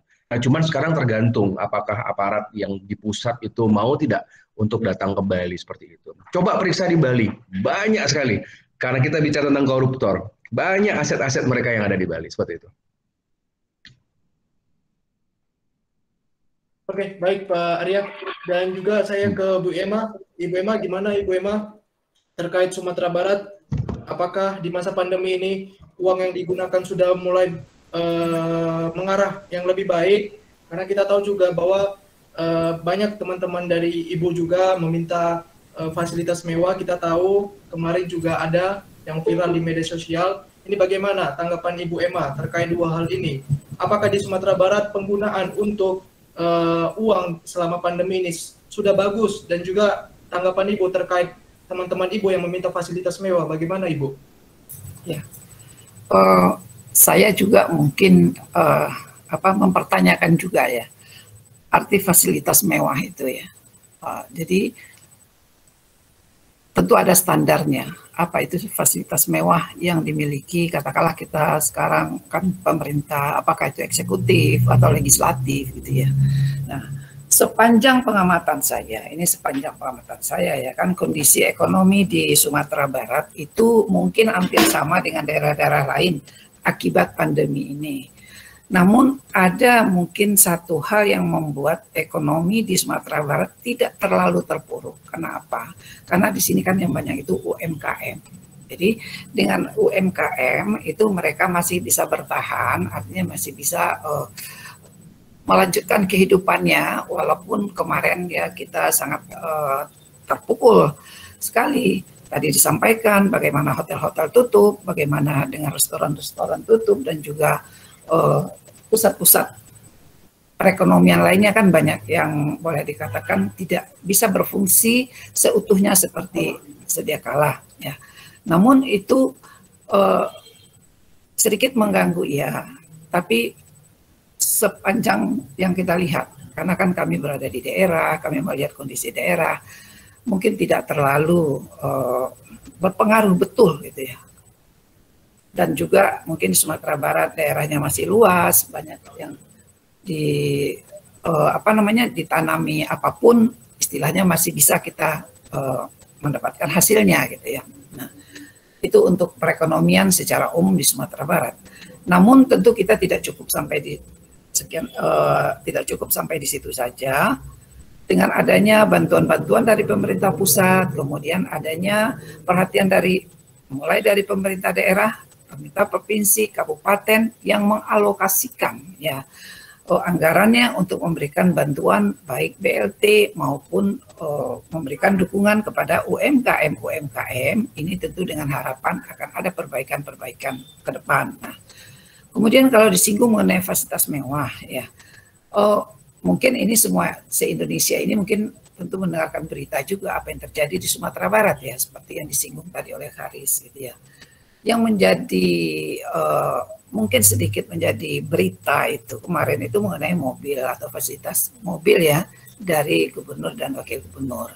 Namun kalau kita melihat dengan sesuai aturan, sebetulnya di sini tidak ada yang menyalahi aturan. Tidak ada, karena ini sudah dianggarkan sebelumnya. Kemudian kan juga ada aturan, setiap pergantian antara satu kepala daerah dengan kepala daerah lainnya, mereka kan punya hak untuk mendapatkan fasilitas. Namun, nah ini saya garis bawahi sedikit ya. Kalau kita bilang tidak ada yang salah, kalau kita bawakan kepada kondisi, nah ini mungkin kondisi saat ini pandemi yang kita hadapi, ya masyarakat mungkin sedang kesusahan, kemudian muncul berita dengan adanya mobil dinas atau mobil dinas yang baru, ya mungkin ini yang sedikit mengganggu. Nah, saya termasuk juga orang yang berada di lingkungan sini, kemudian juga mengikuti perjalanan baik gubernur maupun wakil gubernur. Kalau kita bicara jujur, ini sudah saya termasuk bukan masalah mendukung ya, tapi saya juga berpikir apakah tidak sepantasnya kepala daerah itu diberikan fasilitas bukan mewah, ya bukan masalah mewah, tetapi yang pantas. Saya katakan Pak, saya tahu dengan kondisi mobil mereka, saya tahu dengan kondisi ini semua. Kalau saya lihat itu sudah sewajarnya, apalagi sekarang mobilitas itu sangat tinggi sekali dan kondisi jalan-jalan, kondisi perkampungan dan lain-lain itu membutuhkan transportasi ya, mobil yang memang memadai untuk itu. Jadi itu sisinya ya. Saya tidak membela, tapi juga tidak menyalahkan. Karena apa? Secara aturan tidak ada yang menyalahi. Tetapi kita bawa kepada katakanlah etika atau perasaan ya. Ini mungkin kalau saja tidak dihubungkan dengan pandemi, ini sudah sangat-sangat wajar kepala daerah kita mendapatkan fasilitas tersebut. Nah, kalau disinggung mengenai itu ya. Kemudian apakah anggaran dari pemerintah sudah dipergunakan sesuai dengan aturan? Memang di awal tahun kemarin kita mendengar ada berita sedikit tentang penyalahgunaan anggaran COVID ya oleh oknum, saya katakan oknum di Sumatera Barat. Namun setelah melalui proses ya, kita tentu masyarakat ini, saya katakan saya juga tentu sebagai warga dari Sumatera Barat menunggu proses hukum, proses yang dilakukan oleh para penegak hukum.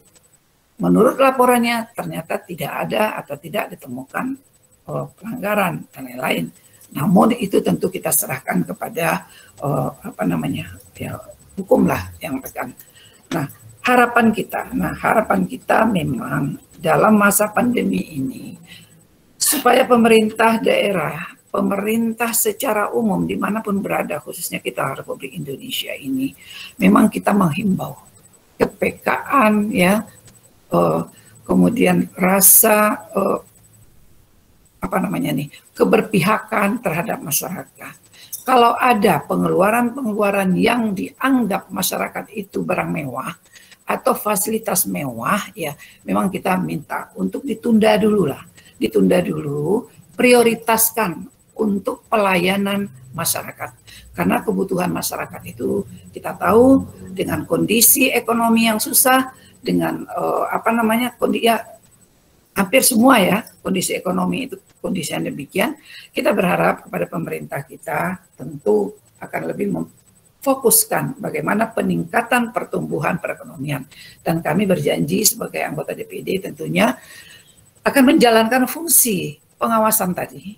Dan ini yang kami lakukan yaitu pengawasan tentang bagaimana penggunaan anggaran yang khususnya tentu APBN ya. Kalau DPD itu tentu penggunaan APBN yang ada sampai ke daerah-daerah. Mungkin itu Karis yang bisa saya sampaikan. Oh ya, sedikit saya boleh sedikit ya. Nah, sepertinya kita di dalam webinar ini ada satu orang yang selalu concern dengan transparansi anggaran ini, Taki Takada, itu di Jepang ya, dia ikut, dia minta kepada saya linknya, dia juga aktif di dalam Japan Initiative yang sangat peduli tentang masalah transparansi anggaran ini. Jadi saya hanya say hello, karena ternyata dia juga mengikuti kegiatan ini. Terima kasih. Oke, baik Ibu Emma, terima kasih atas informasinya dan juga jawabannya. Dan teman-teman dari peserta bisa bertanya langsung melalui open mic. kepada 6 narasumber. Saya memberikan kesempatan untuk 2 peserta. Apakah ada yang ingin menanyakan langsung? Silakan untuk membuka open mic. Baik, di sini juga ada, ya. Oke, silakan. Terima kasih atas waktu dan kesempatan yang diberikan kepada saya. Saya Yohana Namboik dari Universitas Nusa Cendana Kupang. Di sini saya mau bertanya kepada Bapak Ibu narasumber. Apakah ada sanksi bagi orang atau masyarakat yang memalsukan data-data atau identitas demi mendapatkan bantuan dari pemerintah, padahal pada kenyataannya hidup mereka itu berkecukupan. Apalagi dengan adanya COVID-19 ini, banyak bantuan-bantuan yang disalurkan ke daerah-daerah dari pemerintah pusat. Dan terkadang banyak di daerah-daerah itu para pejabat hanya memilih keluarganya sendiri tanpa melihat orang yang lebih susah dan yang seharusnya mendapatkan bantuan tersebut. Kira-kira apa tanggapan dari Bapak Ibu terhadap tindakan tersebut? Terima kasih. Oke, baik Kak Yohana, terima kasih atas pertanyaannya. Saya buka satu lagi pertanyaan bagi para peserta yang ingin menanyakan langsung kepada 6 narasumber yang sudah hadir. Boleh? Saya persilakan untuk membuka open mic. Oke, silakan Pak Yohanes, silakan. Baik, terima kasih atas waktu yang diberikan kepada saya. Saya Yohanes dari Universitas Nusa Cendana. Yang mau saya tanyakan itu berkaitan dengan hukuman gitu, hukuman yang diterima oleh para pencuri uang rakyat. Dalam hal ini berkaitan dengan korupsi, begitu di mana di sini mereka itu mendapatkan hukuman itu kadang tidak sesuai dengan perbuatan yang mereka lakukan. Dan apalagi di tengah pandemi ini banyak masyarakat yang melarat, yang bangkrut, yang meminta tolong, namun minta tolong dari mereka itu didengar oleh para aparat, tetapi didengarnya itu hanya cuma sebentar saja. Habis itu dibuang lewat telinga kanan begitu. Dan apalagi juga alasan dari pengurangan hukuman yang diberikan kepada mereka itu di mana karena alasannya itu berkaitan dengan cemoohan dari masyarakat yang sudah membuat batin mereka tersiksa, mengakibatkan hukuman yang diberikan kepada mereka juga berkurang. Dan itu menurut saya pertanyaan yang mau saya sampaikan. Sekian dan terima kasih. Baik, Kak Yohanes, terima kasih untuk pertanyaannya. Ini dua pertanyaan yang sangat menarik yang bisa dijawab oleh ke-6 narasumber. Mungkin saya ingin ke Mas Ilham dulu. Mas Ilham, ini 2 tanggapan pertanyaan yang harus Mas Ilham jawab. Bagaimana di masa pandemi ini masyarakat kita ketika ada yang ditemukan memalsukan data untuk mendapatkan bantuan sosial, apa sanksi yang diberikan? Dan juga yang kedua, bagaimana tanggapan dari Ombudsman terkait penegakan hukum yang ada di Indonesia terkait korupsi, yang kita tahu bahwa kemarin hukumannya kurang sangat tegas untuk pelaku. Ini juga terkena dengan menggunakan uang rakyat. Bagaimana Mas Ilham menanggapi 2 hal ini? Baik, terima kasih Mas Haris. Tadi pertanyaan dari Mbak Yohana dan Mas Yohanes ya, dari Universitas Nusa Cendana. Dari Mbak Yohana itu saya menyimpulkan ada 2 pertanyaan yang substansial. Pertama itu pemalsuan data oleh masyarakat untuk memperoleh bantuan. Nah, terkait pemalsuan ini merupakan tindak pidana ya. Jadi Mbak Yohana apabila melihat atau mempunyai bukti tentang oknum atau kelompok masyarakat yang melakukan pemalsuan data, ini bisa dilaporkan kepada pihak yang berwajib ke kepolisian. Ombudsman tentu bukan ranahnya untuk melakukan penindakan, namun terhadap laporan yang Mbak Yohana sampaikan kepada polisi itu merupakan ranah Ombudsman untuk mengawasi. apakah laporan dari masyarakat, dalam hal ini misal dari Mbak Yohana kepada kepolisian itu ditindaklanjuti atau tidak oleh pihak kepolisian. Nanti ketika memberikan laporan kepada polisi tentang adanya peristiwa pemalsuan data oleh oknum masyarakat dalam memperoleh bantuan, nanti Mbak Yohana bisa, kalau laporan dalam bentuk surat, bisa disisikan atau diteruskan, ditembuskan kepada pihak Ombudsman Perwakilan Nusa Tenggara Timur supaya dipantau penanganannya oleh pihak kepolisian. Kedua, pejabat lebih memprioritaskan keluarga untuk memperoleh layanan. Nah, ini juga masuk dalam lingkup pengawasan ombudsman, karena pejabat pemerintahan di level daerah itu adalah penyelenggara layanan ya, yang dimana dalam menjalankan tugas dan fungsinya juga dalam konteks layanan publik di bawah pengawasan ombudsman. Kalau Mbak Yohana melihat praktek-praktek demikian, Mbak Yohana bisa menyampaikan itu kepada Ombudsman Perwakilan NTT di sana. Karena kalau ada peristiwa seperti ini diduga kuat ada penyimpangan atau penyalahgunaan wewenang.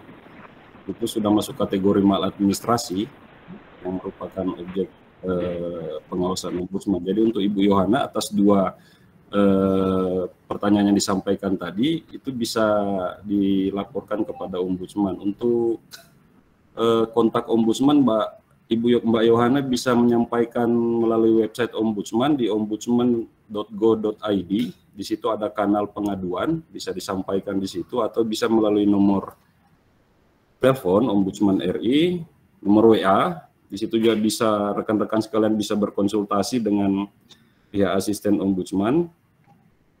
Sebentar saya bacakan, mungkin teman-teman bisa catat nomor WA Ombudsman. Baik, Bapak. Di 0821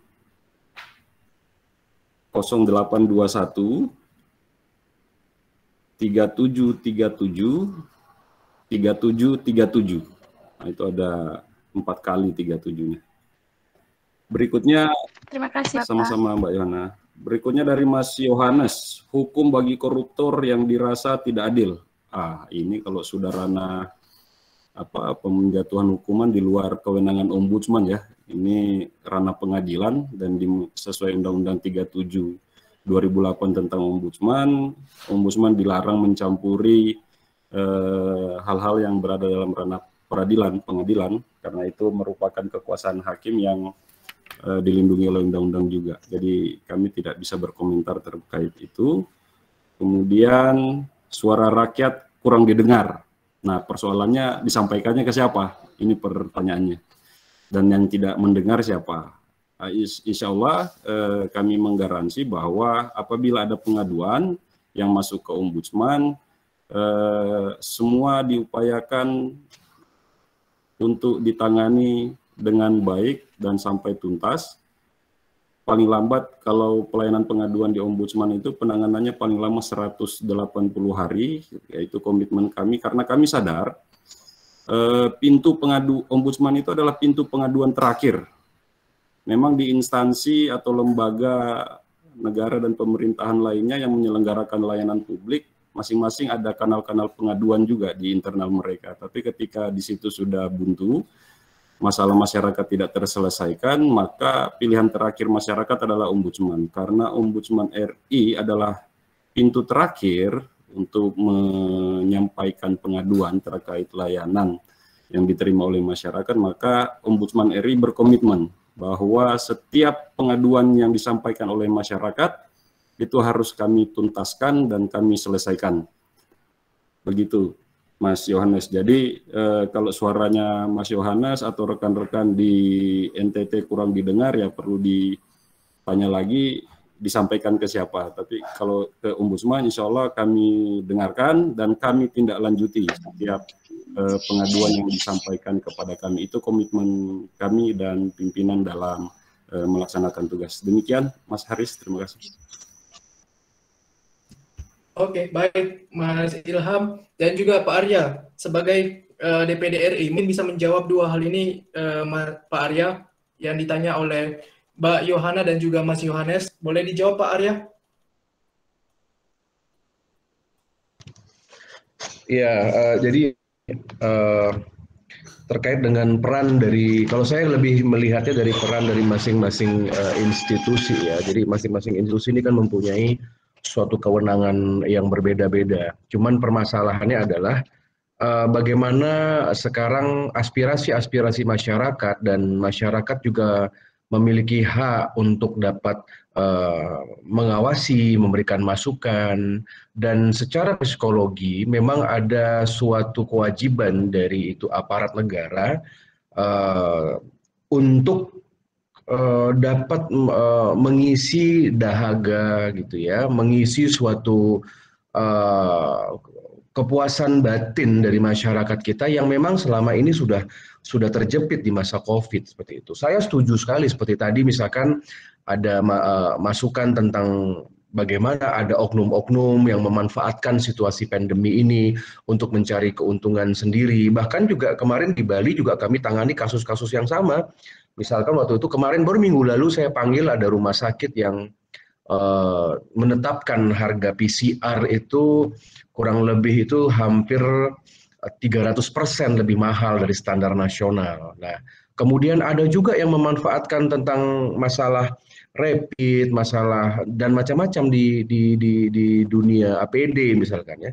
Nah, saya setuju jika kita simak keputusan-keputusan pengadilan misalkan terhadap mereka yang koruptor-koruptor yang menilap uang rakyat di masa pandemi ini, terutama juga memanfaatkan situasi anggaran negara yang sedang sulit, anggaran provinsi yang sedang sulit, maka tentu itu merupakan kewenangan dari aparat atau dari pengadilan ya untuk dapat misalkan sesuai dengan harapan masyarakat meningkatkan vonisnya dan lain sebagainya. Ya, kami tidak masuk ke wilayah itu karena itu pengadilan memiliki undang-undang sendiri. Tetapi itulah harapan masyarakat. Jadi salah satu tugas dari negara untuk menjamin kestabilan dari politik, sosial, keamanan terutama, itu adalah dengan adanya suatu transparansi proses hukum.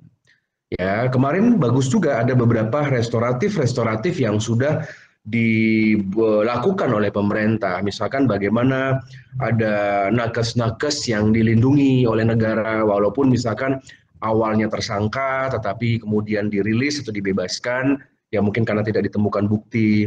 Kemudian ada faktor ekonomi, misalkan ada ibu-ibu yang hanya mencuri minyak gosok atau juga mencuri sembako, tetapi sudah ada restoratif dibebaskan.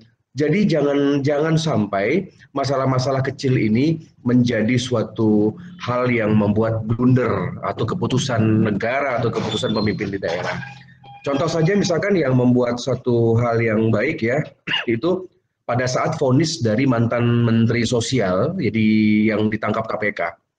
Nah, sebagian masyarakat merasa sudah merasa happy, sudah merasa fine. Misalkan bagaimana juga terkait dengan masalah pelanggaran prokes di salah satu restoran di Jakarta, ya, yang dimiliki oleh oknum pengacara, dimiliki oleh selebritis, dimiliki oleh orang-orang berpengaruh seperti itu. Tetapi dengan ketegasan negara, saya dengar di Jakarta itu ditutup itu restoran yang sangat terkenal itu.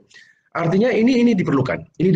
Jadi kalau kita berbicara tentang masalah hukum, penanganan masalah hukum, penegakan hukum itu tidak hanya semuanya berurusan terkait dengan masalah harus sampai ke pengadilan, tetapi ada upaya-upaya preventif seperti itu ya. Jadi bagus tadi adik dari NTT sudah concern terhadap hal itu, dan kita harus bersabar. Sebentar lagi negara kita sudah membuka secara perlahan. Contoh saja kami di Bali, mal dan juga objek wisata sudah mulai dibuka. Ya, kemudian untuk masuk Bali syarat-syaratnya sudah mulai diringankan. Saya percaya Bapak Jokowi. Ya, saya sebagai pendukung dari Presiden Joko Widodo, 92% orang Bali percaya Bapak Jokowi, kita dukung langkah-langkah pemerintah. Bali akan manut dengan instruksi pusat seperti itu.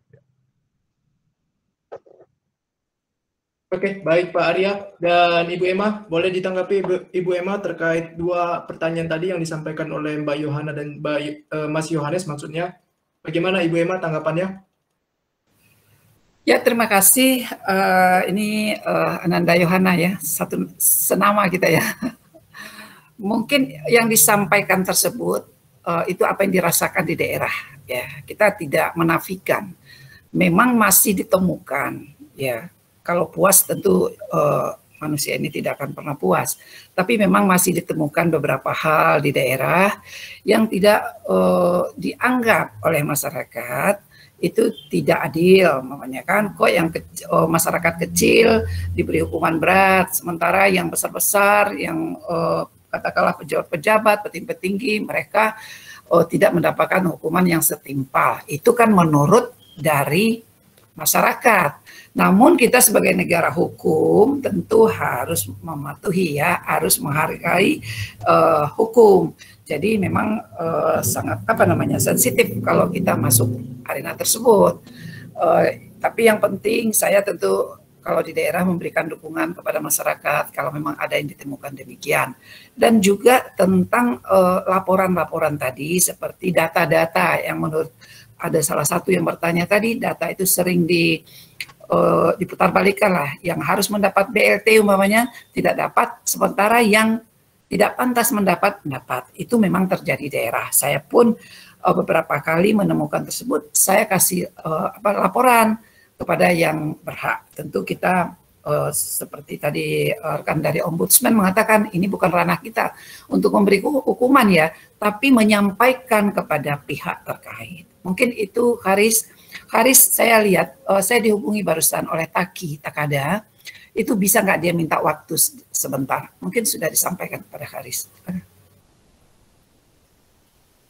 Mbak.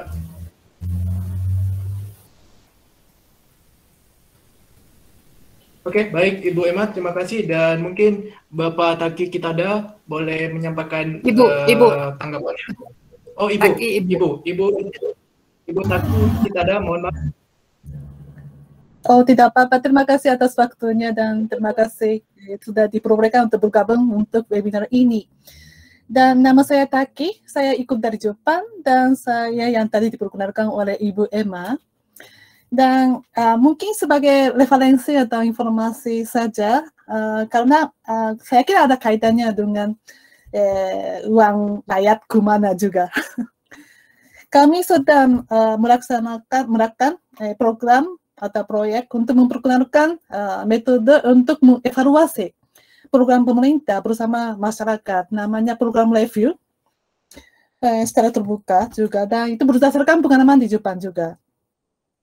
Dan sudah masuk tahun kedua dan program review ini sudah dianggap sebagai program yang mungkin berguna bagi Indonesia juga oleh OGI, Open Government Indonesia. Nah, maka kami sudah melaksanakan program untuk tahun keduanya, ingin melakukan uji coba di Indonesia juga. Baik, siapakah yang mungkin yang tertarik pada program ini, mohon kontak sama saya juga, dan saya sudah cantumkan link untuk YouTube. Kami sudah membuat animasinya untuk memperkenalkan program review di Jepang. Ya, jadi kalau berkenan silakan tonton juga. Ya, terima kasih atas waktunya. Terima kasih Pak Karis. Oke, baik Ibu Taki Kitada, terima kasih atas informasinya, dan juga nanti teman-teman bisa menghubungi Ibu Taki Kitada terkait program-program yang dijalankan Ibu Taki Kitada maksudnya. Oke, saya ingin ke Mbak Farah. Mbak Farah, tadi sudah dijawab banyak dengan pertanyaan dari Mbak Yohana dan juga Mas Yohanes. Ini dari Mbak Farah sendiri melihat DKI Jakarta, bagaimana memberikan sanksi terhadap oknum-oknum yang melakukan pemalsuan data, dan juga bagaimana hukum di dalam penindakan untuk kasus korupsi yang kita tahu bahwa ini menggunakan uang rakyat, Mbak Farah. Oke, pertama sebenarnya hukuman terhadap orang-orang yang memasukkan data ini diatur dalam Undang-Undang Fakir Miskin, ya. Tadi saya sudah sempat cek. Jadi sebenarnya mereka tidak lepas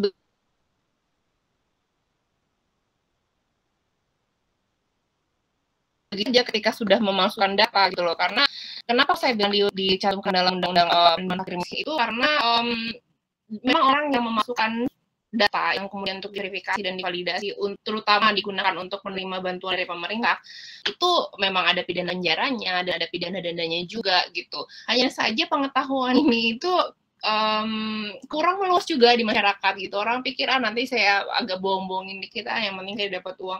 Sebenarnya padahal enggak loh gitu loh. Tapi dan sudah di masyarakatnya sendiri kurang aware ada ketentuan pidana semacam ini, dan mungkin kalaupun ada yang akhirnya dituntut untuk pidana ini pun masyarakat juga nggak tahu gitu. Dan polisi mungkin minim sekali menangani kasus semacam ini. Ya kan? Karena kalau dihitung mereka dapatnya berapa, lalu biaya kasusnya berapa, lalu karena setiap kasus itu kan pasti ada anggarannya juga dari pemerintah gitu kan untuk melaksanakan kasus itu, mulai dari penyelidikan sampai akhirnya diputus hukumannya gitu kan. Jadi sanksinya ada, tapi mungkin implementasinya masih belum, dan juga awareness masyarakat terhadap itu juga belum maksimal gitu.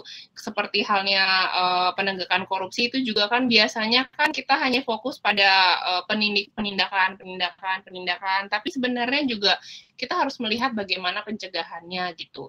Kalau terkait dengan orang memasukkan data, ya mungkin ke depannya kita bisa mengedukasi masyarakat untuk melakukan lebih banyak pencegahan, mengedukasi bahwa jangan hanya demi uang beberapa ratus ribu setiap bulan terus Anda kemungkinan bisa dipidana gitu. Walaupun nanti mereka mungkin akan membalas, tapi kan saya cuman beberapa ratus ribu bandingkan dengan orang yang korupsi beberapa ratus juta, miliaran, dan seterusnya gitu.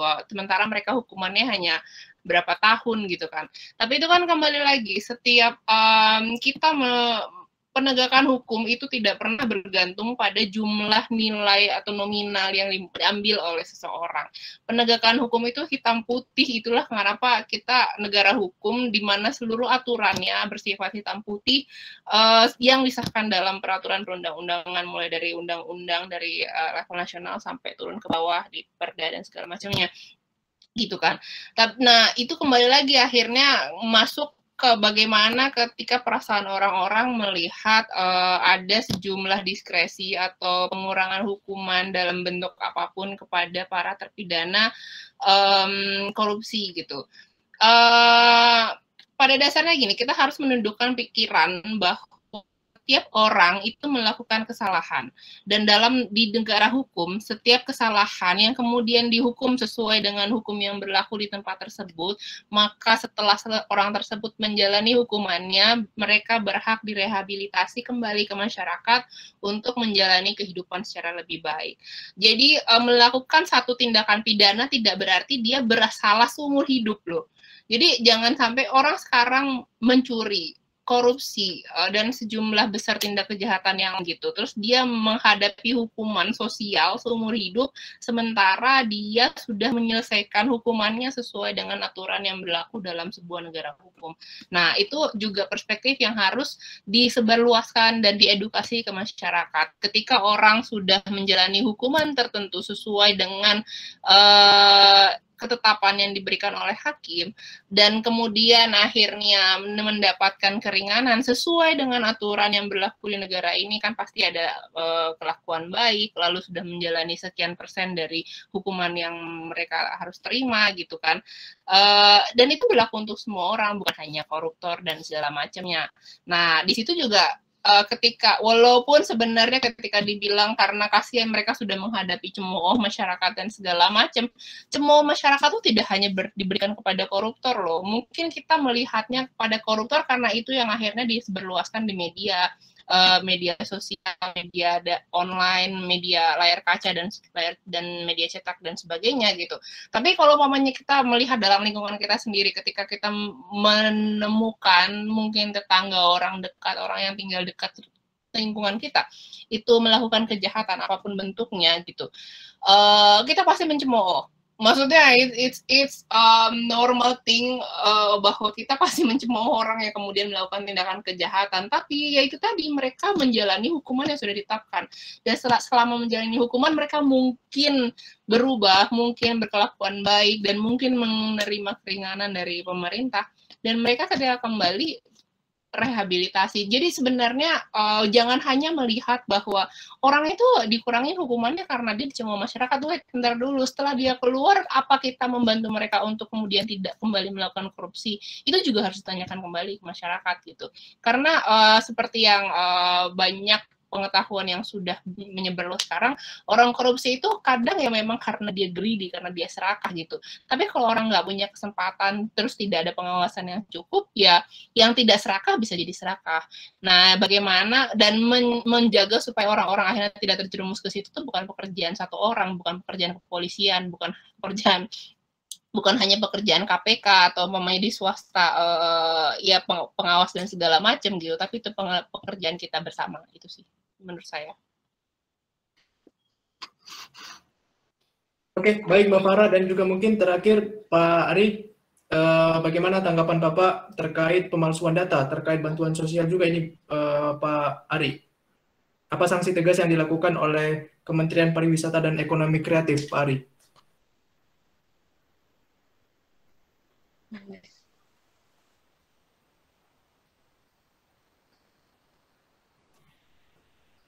Oke, mungkin Pak Ari sudah meninggalkan ruangan dan juga Pak Arya juga sudah, dan Pak Asep. Mungkin terakhir untuk 3 narasumber yang masih bertahan untuk menyampaikan jawaban untuk seminar online pada siang hari ini.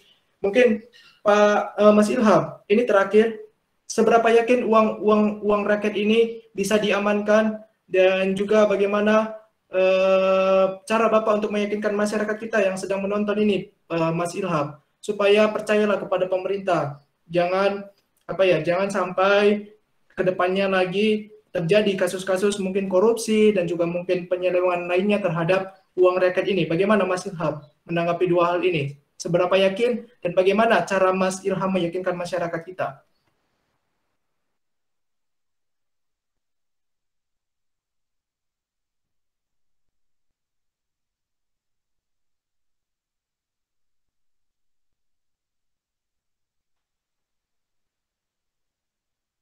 Halo Mas Ilham.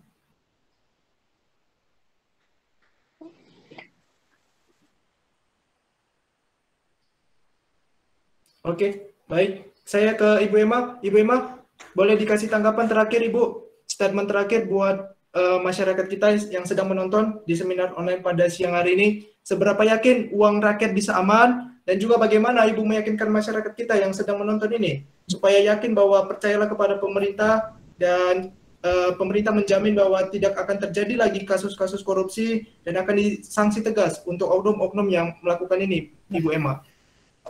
Kita tentu berharap kepada masyarakat, mari sama-sama kita kawal ya. Jadi pemerintah di dalam menjalankan tugas-tugasnya dan juga di dalam mempergunakan anggaran apakah itu di kabupaten, kota sampai ke pusat gitu ya. Harus menjalankan atau menjalankan tugasnya sebaik-baiknya, karena mereka adalah penerima amanah. Dan yang paling terpenting itu amanah yang mereka dapatkan bukan hanya untuk dipertanggungjawabkan pada manusia saja, tapi yang lebih itu adalah pertanggungan jawab dia kepada Sang Khalik. Jadi inilah yang akan menjadikan rem istilahnya ya, jadi supaya mereka berjalan di jalur yang lurus, di rel yang lurus ya. Namun demikian sebagai manusia, kalaupun ada bahasa kadang-kadang manusia itu bersifat khilaf ya. Kita sebagai masyarakat, kita sebagai komunitas berkewajiban juga memberikan pengawasan. Jangan kita biarkan apabila terjadi kecurangan, apabila terdapat hal-hal yang kita anggap itu keluar dari koridor-koridor hukum, itu sudah melanggar aturan-aturan dan tidak seperti yang seharusnya terjadi. Kita masyarakat juga harus mengingatkan. Mengingatkan itu kan banyak caranya. Kita sampaikan, kita laporkan kepada aparat, kemudian laporan itu tentu berjenjang ya. Memang mungkin hal itu mudah diucapkan, tapi sulit untuk didapatkan. Kan ini bahasa yang sering kita temui di lapangan ya. Namun kita jangan berputus asa. Siapa lagi yang bisa, siapa lagi yang mampu dan mau menjaga negara kesatuan Republik Indonesia ini selalu berada pada jalur yang benar. Kalau bukan rakyatnya, kalau bukan masyarakatnya yang dapat mengawasi para pemimpinnya, kemudian juga memberikan dukungan apabila mereka melakukan dengan benar, kita bantu pemerintah, kita ikuti aturan-aturannya. Tetapi apabila terdapat hal-hal yang di luar garis tadi, kita juga tidak segan-segan untuk melaporkan mereka kepada hal yang pihak-pihak yang berwajib. Kalau menurut saya itu yang paling penting. Jadi jangan ada istilah, oh kalau kita ngomong nanti tidak didengar. Tidak, ini kewajiban kita. Jadi kewajiban kita ini harus kita jalankan juga. Ada hak dan ada kewajiban. Mungkin itu Haris yang bisa saya sampaikan. Ya kita berdoalah mudah-mudahan pandemi ini cepat berakhir, kehidupan ekonomi masyarakat kita kembali normal ya, dan juga kepada rekan-rekan ini para narasumber, kemudian peserta yang ada di webinar ini, salam sehat, semoga Indonesia sejahtera ke depan. Terima kasih. Assalamualaikum warahmatullahi wabarakatuh.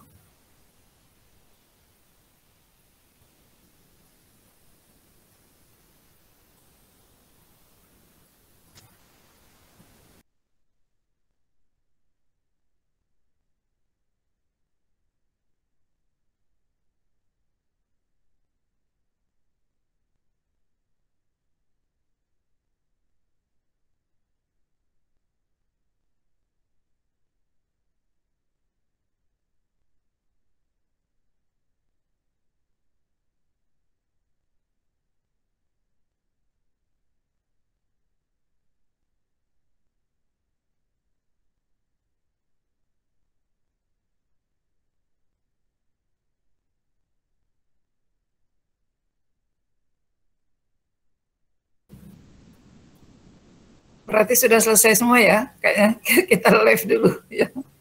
Iya, Bu. Ini hostnya keluar dia. Hostnya kayaknya ini. Oke, sampai ketemu di lain kesempatan. Baik, sama-sama Ibu Emma. Ya. Baik Ibu Emma. Terima kasih Pak Ari. Terima kasih untuk para pemateri. Ya, terima kasih. Baik. Selalu Tuhan memberkati. Amin.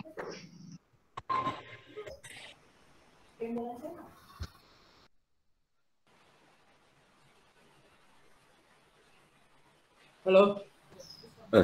Masih lanjut, Mas Aris ya? Iya, boleh Mas Ilham tadi. Mohon maaf ada kendala sinyal. Bagaimana Mas Ilham? Boleh dijawab?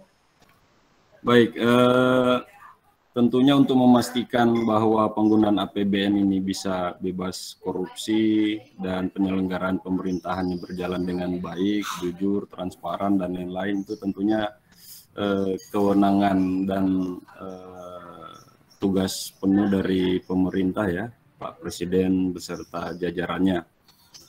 Namun dalam konteks keombudsmanan, tentunya peran ombudsman adalah dengan melakukan pencegahan, karena kami juga dalam konteks penyelenggaraan layanan publik, kami juga punya tugas untuk melakukan pencegahan potensi maladministrasi. Sebagaimana definisi maladministrasi tadi, termasuk juga persoalan KKN, penyalahgunaan wewenang, dan lain-lain. Namun karena kami juga dibatasi oleh kemampuan anggaran yang sangat minim, yaitu cuma 300 miliar per tahun dengan wilayah kerja yang cukup luas se-Indonesia. Kami mengawasi 39 kementerian lembaga, 514 kabupaten kota, juga 34 provinsi ya kurang lebih, dengan sumber daya asisten pemeriksa ombudsman yang berjumlah kurang lebih 300-an personel se-Indonesia. Jadi itu juga menjadi tantangan bagi kami untuk memaksimalkan kinerja kami dalam upaya pencegahan. Karena terbatasnya anggaran dan personel itu, maka kami untuk saat ini fokus pada isu-isu strategis yang skalanya masif. Strategis dalam arti anggaran yang dipergunakan cukup besar, seperti kebijakan pupuk bersubsidi, kurang lebih nilai APBN yang digunakan di situ sekitar 30-an triliun. Kemudian dampaknya kita lihat masif, karena tujuan program bersubsidi itu untuk seluruh masyarakat petani kita dari Sabang sampai Merauke. Makanya sejak April kemarin kami menaruh atensi tinggi terhadap program tersebut agar supaya pelaksanaannya nanti pemerintah atau penyelenggara layanan sampai di level teknis distributor paling bawah itu menjalankannya dengan praktek-praktek yang tentunya bebas maladministrasi, bebas dari tindakan-tindakan yang koruptif, transparan, sesuai prosedur, tidak ada penyalahgunaan seperti yang disampaikan oleh Mbak Yohana tadi. Biasanya ada pejabat di level daerah yang memprioritaskan keluarganya untuk bisa mengakses program-program atau layanan pemerintahan tertentu. Nah, di situ fungsi kami Ombudsman untuk meminimalisir atau bahkan menghilangkan semua potensi kecurangan tersebut lewat upaya-upaya pencegahan atau dalam program kami itu disebut dengan on-motion investigation atau investigasi atas prakarsa tersendiri atas kebijakan-kebijakan strategis nasional yang dampaknya masif kepada masyarakat banyak. Itu saja dari kami, Mas Haris. Terima kasih banyak. Oke, baik, Mbak Farah, boleh menjawab, Mbak Farah, singkat saja untuk jawaban bagaimana meyakinkan masyarakat dan seberapa yakin bahwa uang masyarakat ini bisa aman? Bagaimana meyakinkan masyarakat, ya kita memang harus menyebarluaskan edukasi terkait dengan bagaimana upaya pemerintah mengamankan uang masyarakat itu sendiri. Mungkin dengan lebih terbuka, lebih transparan gitu. Memang ini agak semacam tricky ya, ketika kita terlalu terbuka itu mengundang lebih banyak pertanyaan, ketika tertutup malah lebih banyak lagi pertanyaannya gitu. Jadi saya berharap mungkin kita bisa saling memberikan saran, masukan kepada pemerintah untuk bagaimana supaya kita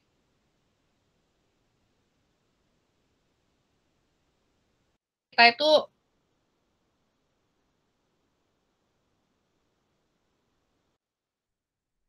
pemerintah itu bisa sama-sama lebih akuntabel. Banyak upaya yang sudah dilakukan pemerintah supaya lebih akuntabel, lebih transparan dengan pengadaan elektronik dan segala macamnya yang membuat masyarakat supaya lebih percaya bahwa pemerintah itu menggunakan uang rakyat dengan lebih bijak, lebih baik gitu.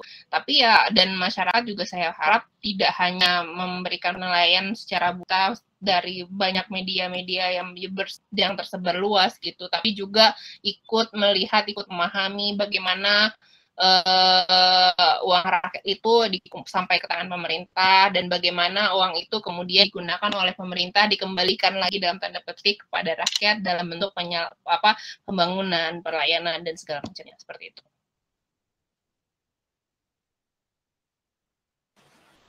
Oke, baik. Terima kasih untuk Mbak Farah dan juga narasumber lainnya yang sudah menjawab seluruh pertanyaan dari saya sendiri dan juga peserta.